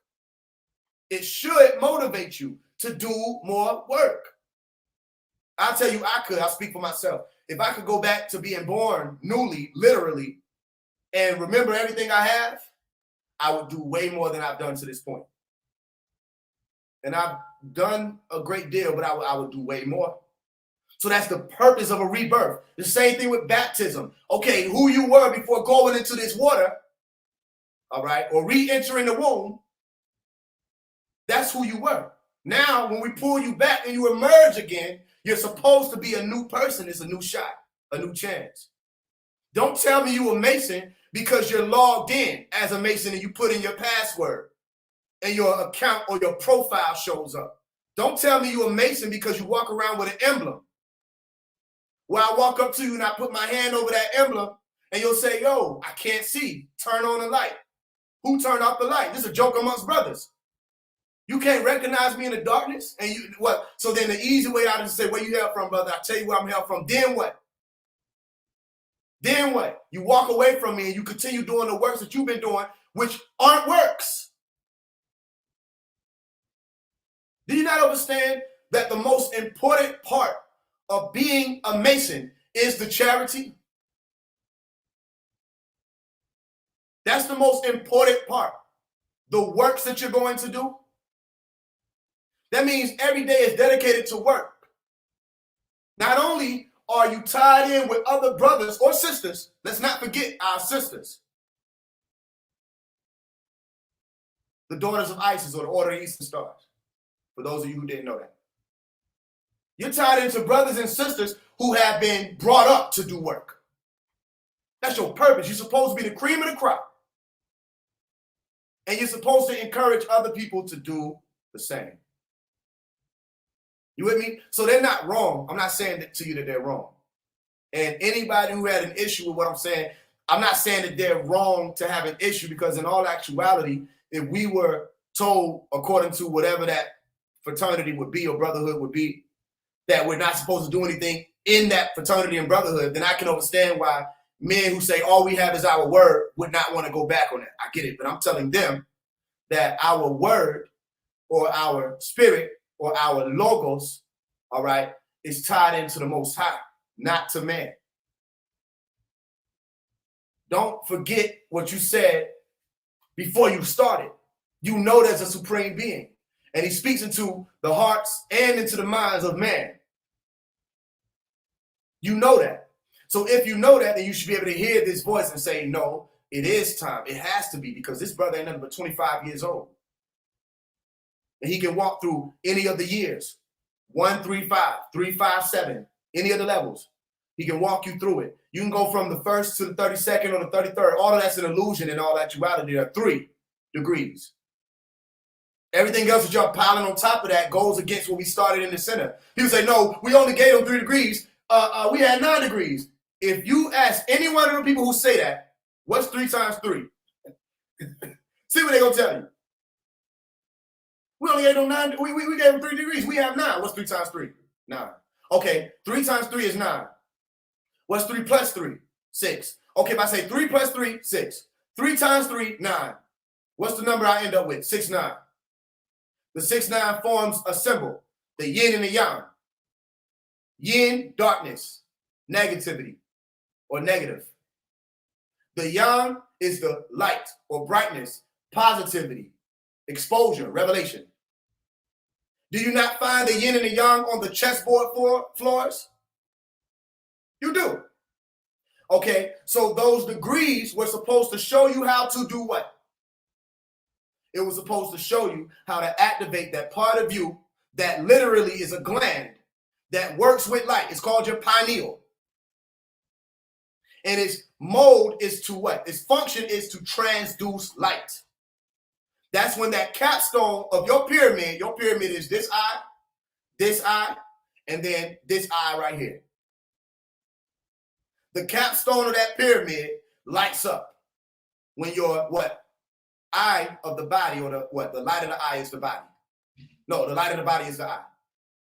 When it shines, your whole temple shines. Your whole being glows. You with me? And so the 3 degrees are those 3 points. If that is something that's made up by phase 1, then why do we abbreviate with 3 dots? Why, when I sign my name, I put 1, 2, 3, 3 dots in a triangle, and I put all rights reserved? Why? Where I learned that from? What are the 3 dots? Have them comment and tell the truth. Ask them what's the 3 dots. If I say FC, if I say AE, and you see 3 dots, what are those 3 dots? It could be so simple. An abbreviation. But what is it an abbreviation of? Again, your 3 points. When you break down to 24, what do you get? 3 points. You with me? You want to know what's interesting about that? They have, when you're dealing with the 24, you have a show that came out, it was Destroy, Build, Destroy. The 8 in the Supreme Mathematics stands for what? Build or destroy. Correct? Okay, so your rising up comes from out of the darkness. That's when the sun is coming up. The sun being at noon, the highest point, Ilion, which interestingly enough, what galaxy is that? The 19th. And Ilion means most high or the highest place. Okay? When your sun is in that point, there's a point locked in here at the top. There's a point locked in for where you started. And then when you set, there's another point. You were what? Destroyed before and rose up. There's a building, and then you had to destroy again or set again. 888, which is build or destroy. So everything I'm saying, we can go a million years with this, because why? Allegory is infinite. You can have a million reasons why you use the word light. It's infinite. It's ongoing. And any traveler knows that you cannot speak for another man's travels. You can't, even, especially when it comes to Rosicrucianism, which is a whole different, we got to come on here and do that. You can't tell a man when he walks through the 9 chambers that he's coming out with the same realization that you came out with. All you know is he was in the darkness, you were in the darkness, y'all came out into the light. You can't say he had the same feeling the whole way through that you did. All you can attest to and account for is that he traveled from the west to the east, from darkness into light. You with me? I'm feeling to tell you, ask me another question. If you have any more questions.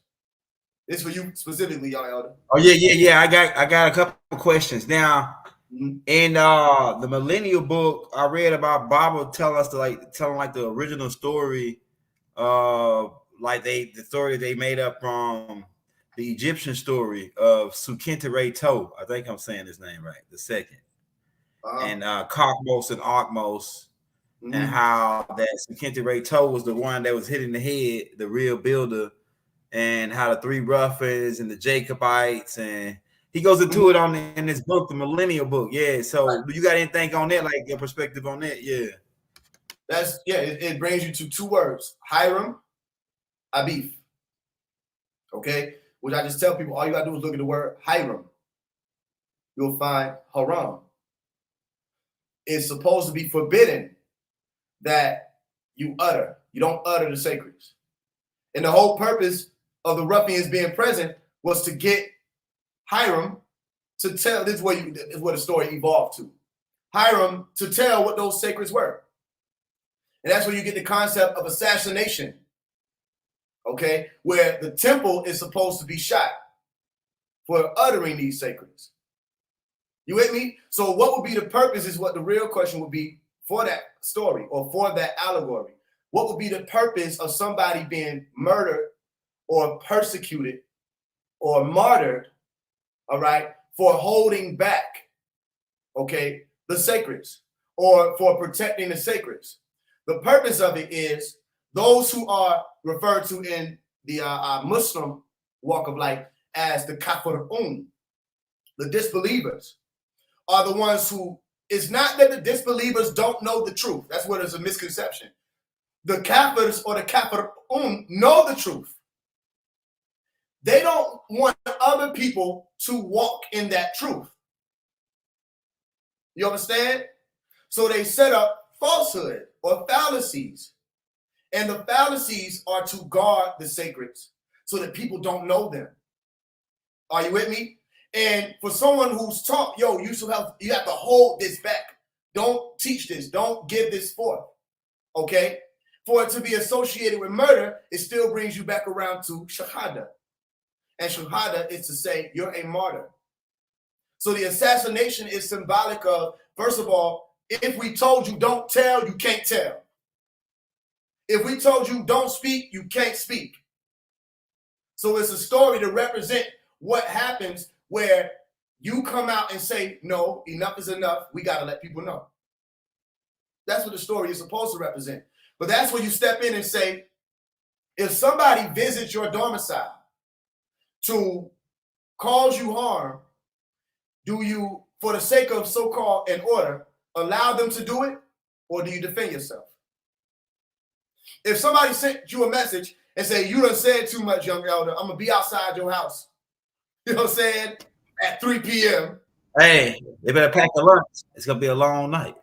Okay, so then the Masons it's time for the brothers to think the same way. Hiram Abif's story doesn't have to apply to you. Right. Okay, and the ruffians are the ones who is supposed to be set in your essence that you have a fear to utter. I know that you think it to be honorable to hold back the sacreds. I know you do, because that's what you were taught you were supposed to do. And I'm telling you, the same ones who have been teaching people they were supposed to do it are the same ones that are right now, as we speak, resetting the whole plane and trying to re-usher in the age of darkness. Damn. They're trying to re-usher in what will be referred to as the Luciferian age. Why? Right. So, again, that story is to say, when you possess the sacreds, they want you to keep them to yourself. If you don't, then you know what you signed up for. But it's been flipped. You're signing up for Allah. When you take shahada, you're saying Allah is the deity. That's who you worship. But we also told you, when you do this the right way, they're going to want to kill you. Blessed, though, are those who are persecuted for righteousness' sake, or for righteous name's sake, or for my name's sake. Remember, it was Yeshua, Isa, who walked up order, or was raised up in the order of Masonry, as you called it at that time, or they called it at that time, the order of Melchizedek, or the order of Sheba, is other ways to say it. And from that order, you learned about Sadek, which is righteousness. And righteousness is attached to light. That's why we spoke to you about the sun of righteousness, not the moon. And we put it as S-U-N, or excuse me, it was put as S-U-N. That's facts. Sun, which means what? Light. Yeah. So when we said pay attention, because those signs will be shown to you on the horizon where the sun comes up. And there's a sun inside of you. Again, that's Quran chapter 41, verse 53. Okay? The sun comes up, and there's a sun inside of you. We're speaking in terms of light. This is what is needed. But you want to know what's crazy? It's still time to your answer. When you're saying ashhadu, what does it sound like? As shadow. Shadow. Yeah. Right? And shadow is darkness. You with me? And when you're bearing witness, you're signing up to be a martyr. You know that they have killed and do kill and will continue to kill people who stand up for what they believe in. But this is why it's important for you to know that sadhu, because when you're saying sadhu in Sanskrit, you're saying sadhu as like a ascetic or a master. So if you're a sadhu or a master, you know what comes with the walk, because your sun sets and then you rise as a new being. And if you look at what a sadhu is, all right, a sadhu is another way to say sadhu, but it's a feminine aspect, which is important that you don't forget. You're saying the word sabi. And what does savvy mean? Savvy means to know. If you're savvy, go look it up. Savvy means you know something. That's why I told you to pay attention to the fact that sabi in Spanish means to know something.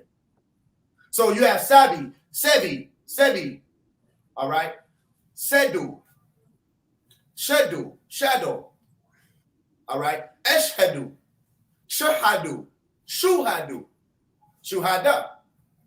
All of it is saying to bear witness in Islam or to believe in Islam doesn't mean what people think it means. It means to literally know something. To know. You're standing in knowledge, not belief. So as you are a mu'min, for all the mu'minun, okay, your purpose is to teach and spread out what you know. That's why they got the movie called Knowing. It's all about what people, you get what I'm saying? It's all about what people know. So the purpose is, for that story, is to get people to subconsciously remember, oh, I'm not supposed to speak. I have to do this.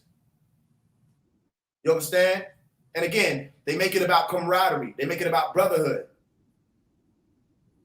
But that's why I echo, there's no such thing as the sacreds getting into the wrong hands at this point in time. They've been in the wrong hands. There are no secrets.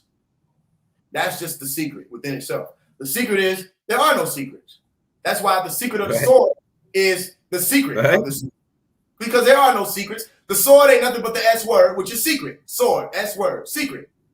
Sacred, sign, signature, symbols. You know what I mean? It's the same thing. There are no secrets. In all actuality, if you know a thing, Allah knoweth. And if Allah knoweth, he knew it before you did, or she knew it before you did, speaking in terms of God, them, Elohuma, Allah, Elohim, they knew it before you did. Tahuti knew before you knew. So there are no secrets. What you think you're holding back, trust me, family, the moment that I was born, it didn't belong to y'all anymore. The moment that we were coming through it, it didn't belong to you anymore. You held on to it for this day and time. Okay, cool. We'll take it up off you. All right. Now it's time to deliver these tokens or these signs to the people so that they will not forget.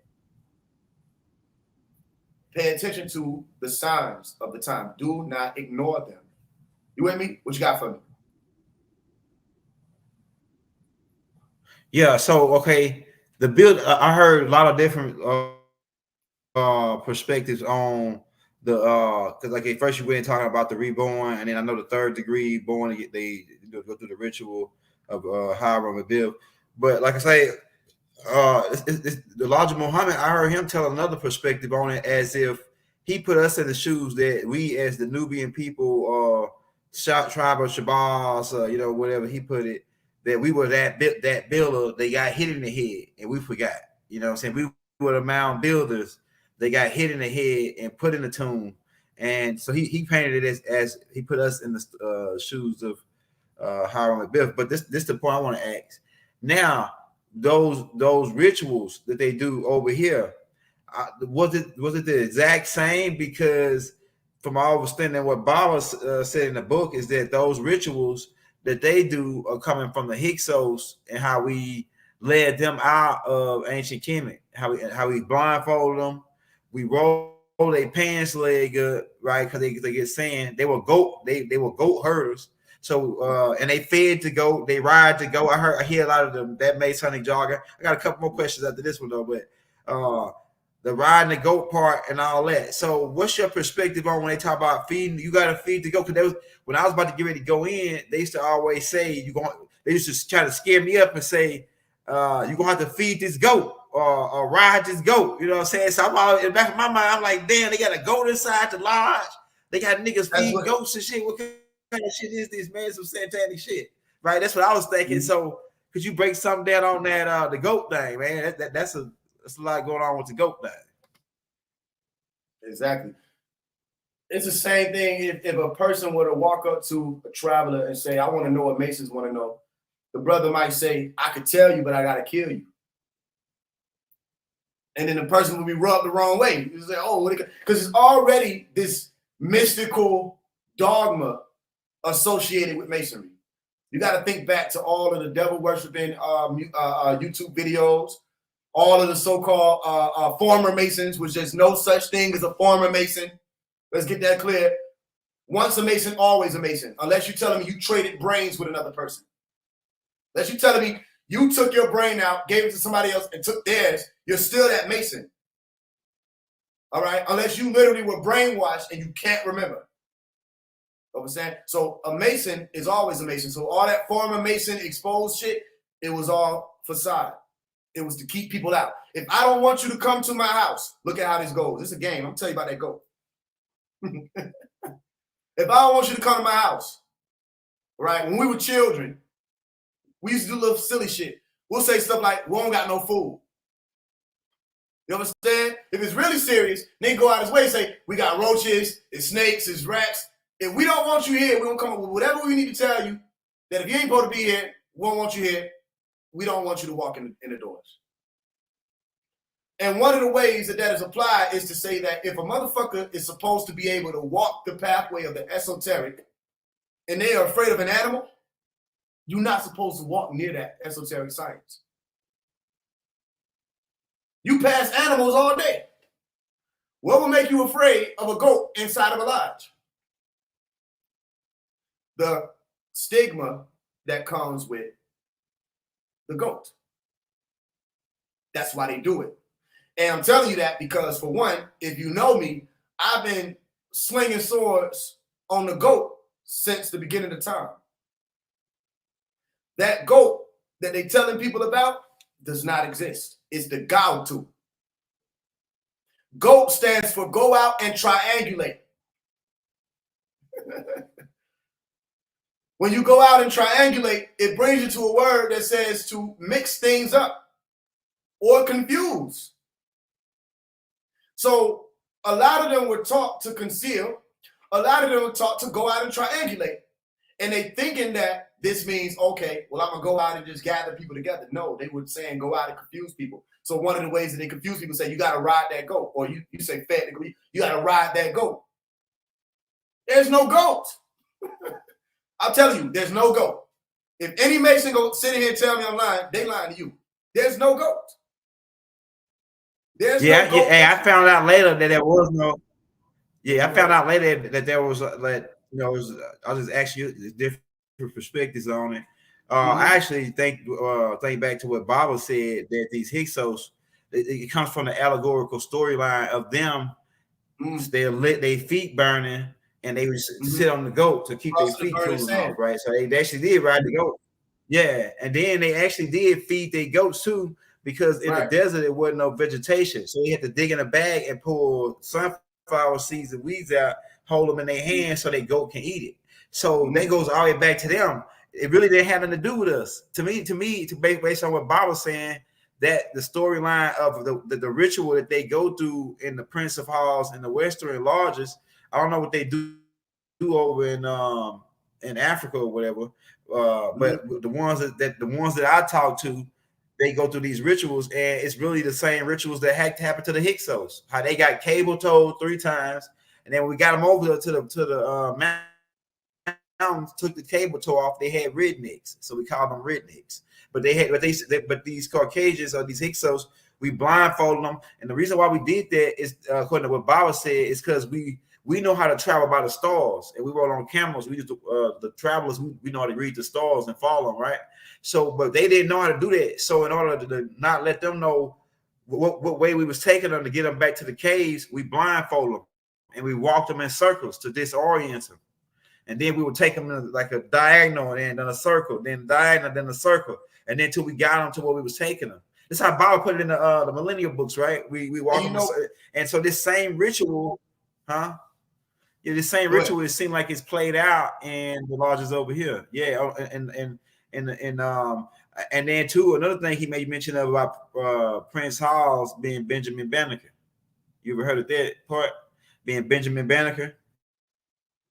What do you mean by Benjamin Banneker? Being Bay York, or this is a question I had right here that just popped up. All right, so when Prince Hall set up his lodge, he called it the African Lodge first. It was called African Lodge, and then it was African Lodge 449. So that stands the reason that it had to be. I'm asking you, was it 459 8 lodges before this one African Lodge? And was they trying to cover something up by creating the Prince Hall's masonry? Because it seemed like to me they tried to cover something up. The brother called it an African Lodge at first. You know what I'm saying? African Lodge 459 to be exact. Yeah. So how many lodges was it before then? If he was 459, how many African lodges before then? You know, I don't know how many to be exact. What I can say is when the Prince Hall was established, well, a lot of people started, and I think this is a very important point. I'm glad you brought it up. People started to say, okay, this is for melanin dominant people. It's for black people.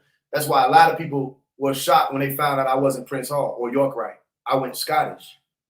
So a lot of people and that's why I said, well, wouldn't it make sense? I come with Malachi York. I walk with Malachi York. Wouldn't it make sense for if I was on some market employee to just say, yeah, I'm Yorkite because I'm with York. Why I go Scottish?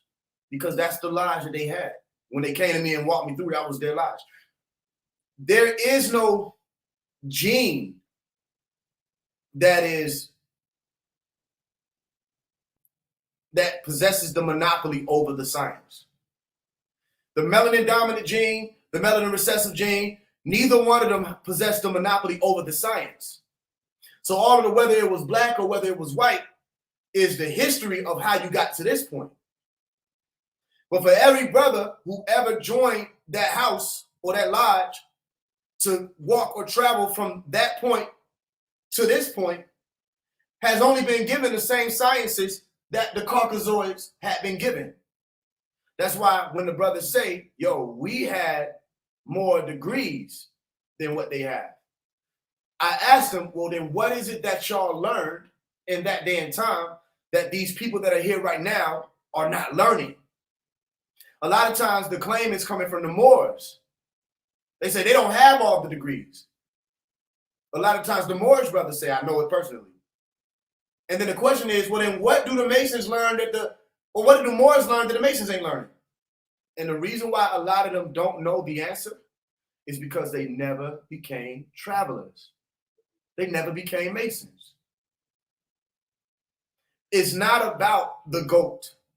You said everything you were saying. The reason why I kept laughing and smiling is because, first of all, Pops is a traveler himself. Supreme Grandmaster MASONRY. Everything he was saying, we had to go through. When you say they walking in circles, circumambulation. You said their feet were there, they walking on, crossing the burning sands. This has been the same science, the same story since the beginning. Because what is it about? When they put it in the biblical script, they said, walk by faith and not by sight. What does that mean? What does it mean? That's what's important. I'm not disregarding any of people's perception of what they feel about it. I'm saying your perception of what you feel about it, again, that's going to be infinite. There's infinite ways to break it down. It's still going to all lead to the same thing, darkness into light. So what did it mean to walk by faith and not by sight? When we were on that cable tow connected to another brother, what did that symbolize? And I just told you what it symbolized, your etheric cord. And you had a physical manifestation of it with a biblical cord, umbilical cord, or umbilical cord. You understand? So for all of the people who took that walk, you were introduced to a science, whether it be through Prince Hall or Scottish Rite, or whatever chapter or house you came up under, you were introduced to a science that predates all of these other organizations of people. You go research what is the original fraternity, what's the oldest fraternity, what is the oldest of these organizations, you're going to find Freemasonry. But even if you don't find it in writing to say Freemasonry, when you go back, as far as you want to go back, you will find Prince Hall. Well, the prince was Tahuti, and the hall was the chamber of light inside the pyramid. You with me? Hope you didn't miss that. And everybody who walked through that order had to be buried, and they had to be resurrected. Where they had Christ, anointed. Go look up what it means, Christ,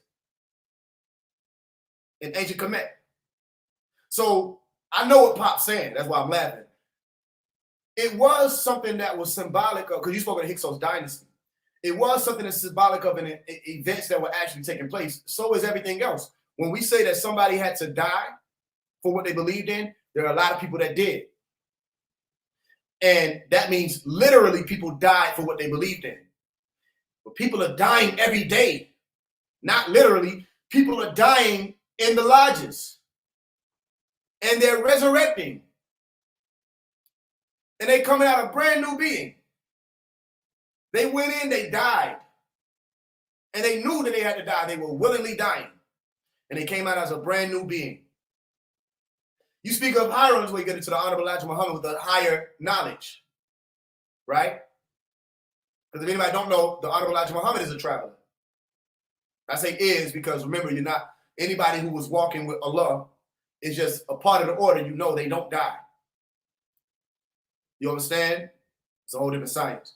The Honorable Elijah Muhammad wasn't off when he was explaining how you people, especially those at that time that were being called sleeping people. Why? Because of the inferiority complex that was being instilled in the minds of your ancestors to say that the black man was the devil, the white man was God.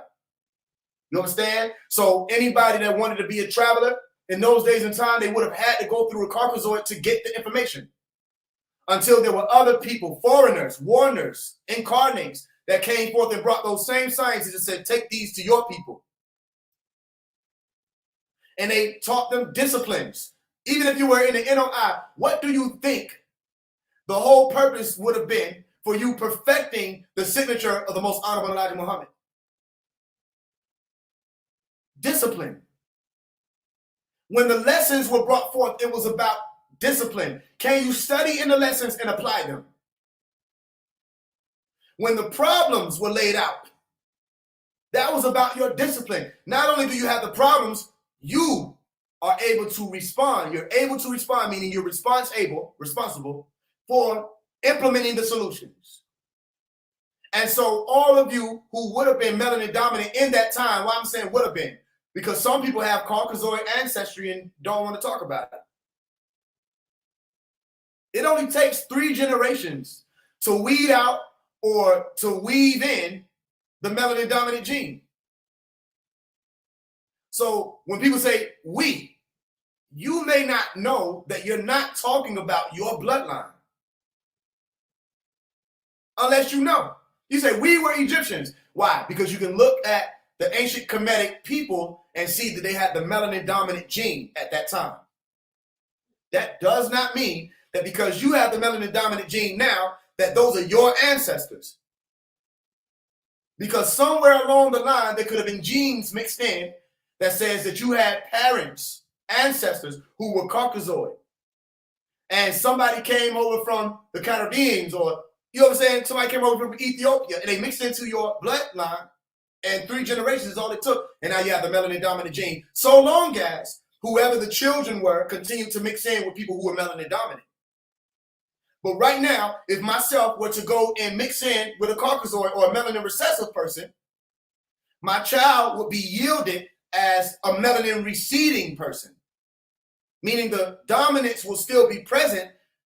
It will have started the process of recession.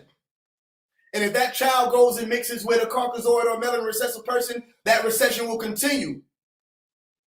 And the melanin dominant gene will recede until you're left with a straight Caucasoid. And then it balances out or stabilizes where the melanin recessive continues to yield melanin recessive. The melanin dominant gene doesn't just pop back up once it's there where it's melanin recessive, until somebody of a melanin dominant gene comes in and mixes in with that bloodline, and then they start a new domination of genes where the melanin dominant gene starts to arrive again. You with me? So what's to say that over the course of 17,000 years, 20,000 years, this hasn't happened multiple times over in many different ways, where you have Mongoloid ancestry, you have Caucasoid ancestry. You could be looking at somebody who appears to be melanin recessive. It's a point of me saying all of this. Appears to be melanin recessive, and they come to you and talk about our ancestors suffered. And you say, what are you talking about? And they say slavery. And you're like, you're white, I'm black. We don't got the same ancestors. But you don't know that. Because what if they were able to pull up for you that 4 generations ago, their whole family were melanin dominant people? What's my point? My point is, even with Prince Hall being established, all right, melanin dominance was not the key factor for the ascension of the frequencies of this planet. It was whoever was willing. Whoever was willing. That's why you have all these different people from all these different walks of life fighting to form an alliance to wake human beings up. If the lodges were set up to teach men to be better men and to better serve their communities, then not only should those lodges have done what they were set up to do, they should have also yielded people who, whether or not they were a part of lodges generations to come, they would have given birth to people who would do the same works. So again, we find ourselves at the question, what does it really mean to be a Mason? What does it really mean to be one? What is it really about? Is it about being a part of something because they got all the kind of stuff you could be a part of? You just want to sign up and be a part of some shit? Or were you in it for what we started it for? We started it for bringing worlds into order.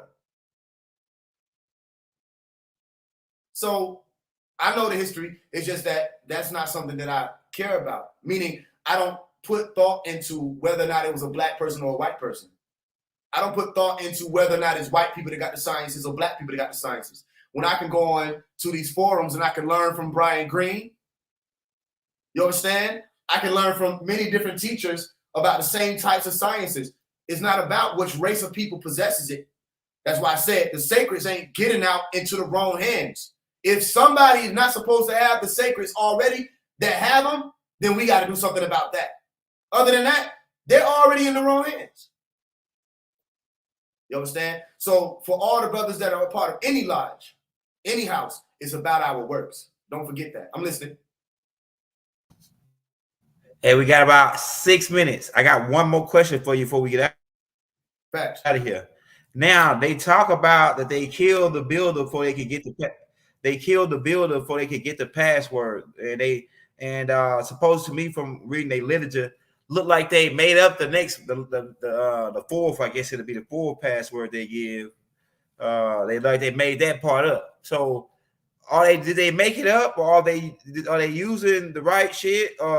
Is somebody else still got the original password, or what? That's what we asking about. Like, you go from the 2 pillows, then the 2 balls in the cane, and then the bones, the bone joint, man. They made that one up, right? Did you go in on that a little bit? We got about 5 minutes. Yes. So from the beginning, you're given, and it's biblical, so you can look this up. From the beginning, you're given Boaz. And a lot of people don't know that Boaz has an accomplice. Boaz has a counterpart, and it's called Jachin. Right? So let's say that they made up the password the same way somebody says, oh, his name isn't Jesus, it's Yeshua. I said, why did they tell you to call him Jesus? Why did they say his name would be Jesus? Because he was supposed to what? Be a rescuer or a savior. What does Yeshua mean? To save or salvation. Okay, these 2 words mean the same shit. That's why the Quran said, make sure you go tell them people that it's the same God. You understand what I'm saying? So Boaz is a word that is to say an establishment or a foundation. When you start traveling, you have to learn about the right angle, the 90 degrees. That's the password that the apprentice, or what's called the EA, the entered apprentice, has to come in contact with. When we offer our token and we step forward and we say the password or whisper the password, we're saying Boaz. It should be accompanied with Jachin, because Jachin is to say this has been established. So I think it's actually, I said it backwards. Boaz is the strength, which is still the foundation, and the Jachin is saying this has been established. Why is it important? Because those are the 2 pillars that every man has come through to enter into this world anyway. And what are those 2 pillars? The legs of your mother. You understand? And from the darkness of the womb, you emerge into light. So the first password being uttered is Boaz. And it means strength, foundation. And Jachin says, we establish with that. Something has been established here.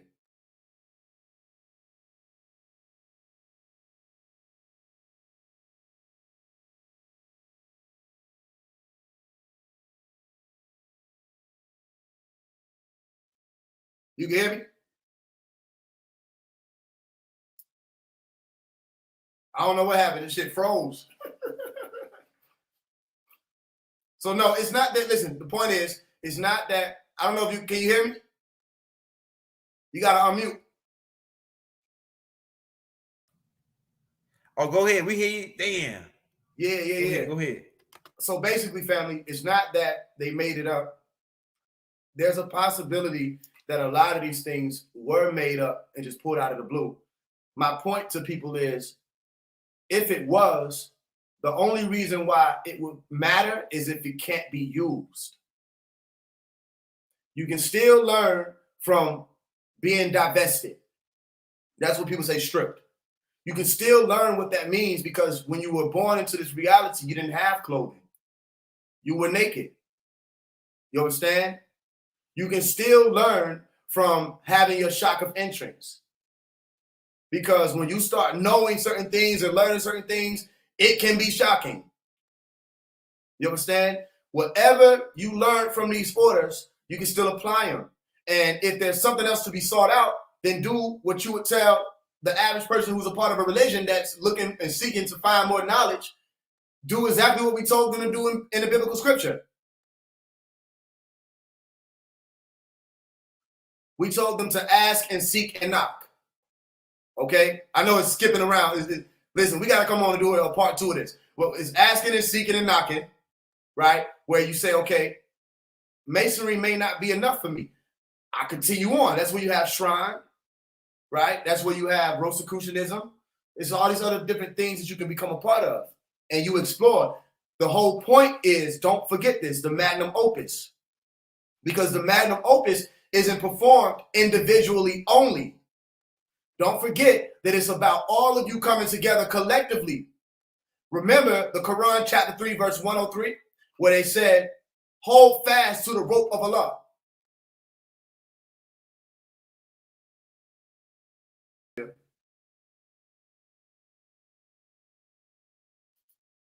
Hey, keep going, Faise. I gotta run right here. Make sure this boy laid down. Okay, I got you. Hold fast to the rope of Allah, all together, and don't be divided. That's your cable toe.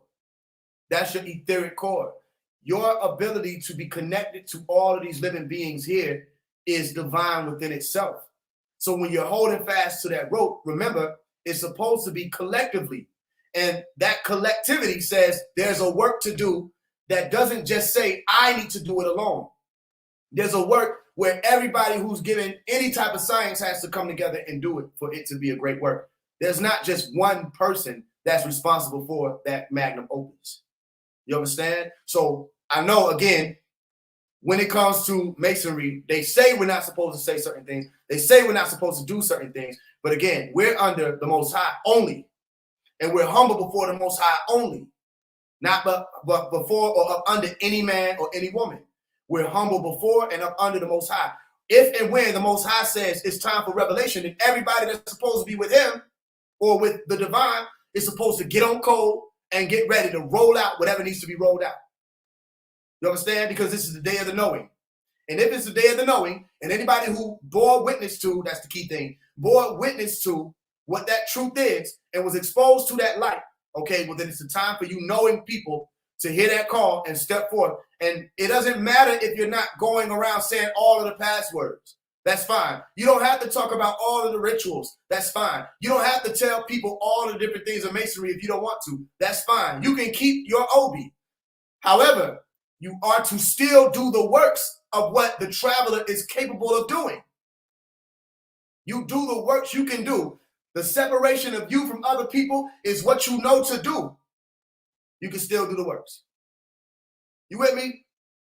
So again, I think we should do a part 2 of that. I want to make sure that we leave open the space because we're gonna do it anyway. Part 2 on this one because I think it's right here like an intro or pilot to opening up to you, just building up to where you're gonna go with it, right? So we're gonna do a part 2 on this for sure because we had 2-hour mark and I'm gonna call you and we're gonna see when we're gonna do a part 2 on this because I know you got a whole bunch of other stuff you want to go in on. At 11 o'clock mark. Hey y'all, we got Faise Cash App posted on the links if you want to show them some love. Also, we already showed the advertisement at the beginning of the video. He got 10 books out. You want to get those 10 books, Cash App them. Be sure to leave your emails or the links. Right, we already showed you that flyer at the beginning, right? And also he got new music out. That's in the links. And the YouTube page and Instagram is in the links. So if y'all want to check out Faise, he do a live just about every other day, every day on Instagram. So you want to check that out. And other than that, we're gonna be back, y'all, because Faise, everybody like, man, we got like a lot of people in here, Faise, like 600 people, man. So and it's probably was more than that, but it's a lot of people listening, man. So that's almost like a record right there, you know, people coming in. So yeah, that's a record right there, man. So I know y'all got y'all head cracked. You get a lot of love. Like you ain't getting nothing but love in the chat. So they ready for the next one, man. These people it's like you sending people in the shop right now. Right. I want to say something. I want to speak to him if I want to say something real quick to him. Go ahead. That again to the brothers, I still respect the order. I didn't do what everybody did, and that's fine with me. I just want the brothers to know that my intention is not to disrespect the order. My intention is to remind us or remind people what the order was supposed to be about to begin with. And it's all about the awareness of the time being.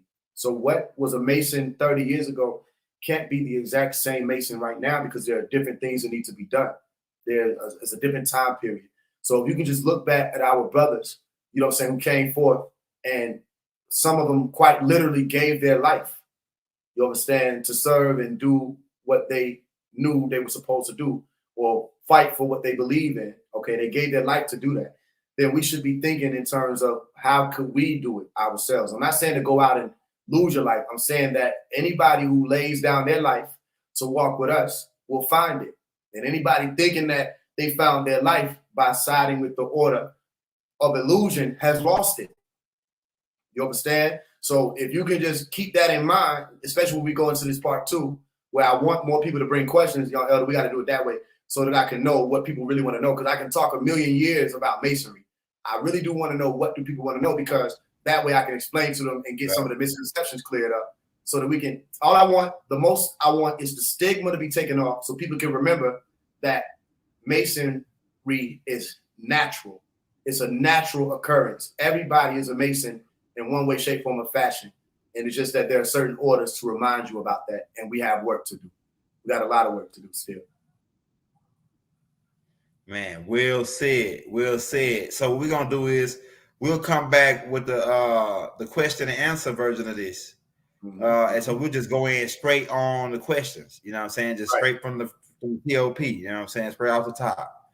And so we're gonna set that up. What's today? Thursday, Friday. Yeah, we'll set that up like one day this week, like Sunday, whatever next day you free. We'll set that up to where they can come in and just ask questions. So yeah, we're gonna do that, man. We about to get up out of here, y'all. Hey, real quick. For the people who get the books, Who Knows the Secrets, You Are Light, All Right, and How to Speak Elite, especially How to Speak Elite. How to Speak Elite goes into a lot more depth about not just Masonry, but also how it's operating right now. What is it for right now? How do you speak elite? Because once you get the basics of what the science of light is, that's how I taught people how to not wait for me to say what's going on. Remember I told you there's going to be more things showing up green, right? As we're going with the green light movement. New York just had an outbreak of some type of green fluid that was flowing through their streets, and all kind of shows is coming out now. Megan Stallion just did a video and she released it, and she was surrounded by green light. You understand? This is how you start reading the realm. You understand? And I spoke to people about Michael. I keep speaking about Michael. Trippie Redd coming out with an album called Saint Michael. You understand? So you can read the realm when you realize that all of this is still operating within visible light in the observable universe. Any science, fraternity, order, sorority, whatever, that has been set up in this earth plane aligns with the science of black to white and all in between of the red to the violet. If you get that key aspect, everything around you can not only be read, as in you can look at the words and understand what you're seeing, it can be written or rewritten. That's when you become truly a master Mason and beyond, an ascended master, or a Buddha yourself, or a Christ, or a God yourself. All right, that's all I want to say. For the people who send in the donations, sending your email, those specific books that you would want to look to follow up with this teaching are the books How to Speak Elite, Who Knows the Secrets, and You Are Like All Right. I wrote those with the intention of exposing more and introducing people to the science so that even if you don't become a Mason yourself, you still know what it's about to be able to do the works. Right. All right. I love you, bro. I appreciate it, bro. I love you too. Hey, y'all, his Cash App is right here. We got it in the chat, right? Play for change. Now you go get 10 books. So show them some love and make sure you leave your emails and the links if you want the books. Because some people send the money out, we don't know if you want the books or not. So if you send the email with it, we know, hey, okay, these guys want the books. So make sure you do that, right? And we're gonna be back, y'all. Don't worry, don't get sad. That we going away. We're gonna be back. They get sad. Yeah, we're gonna be back. We're gonna be back in like 2 or 3 days, man. We'll be right back with some more action. We non-stop action over here trying to take care of them babies. You know what I'm saying? Hey, for real, though, we out, man. Islam. Thank you, bro. Assalamu alaikum. Salam alaikum. I do. Hotel. Well, I do. I should. We out.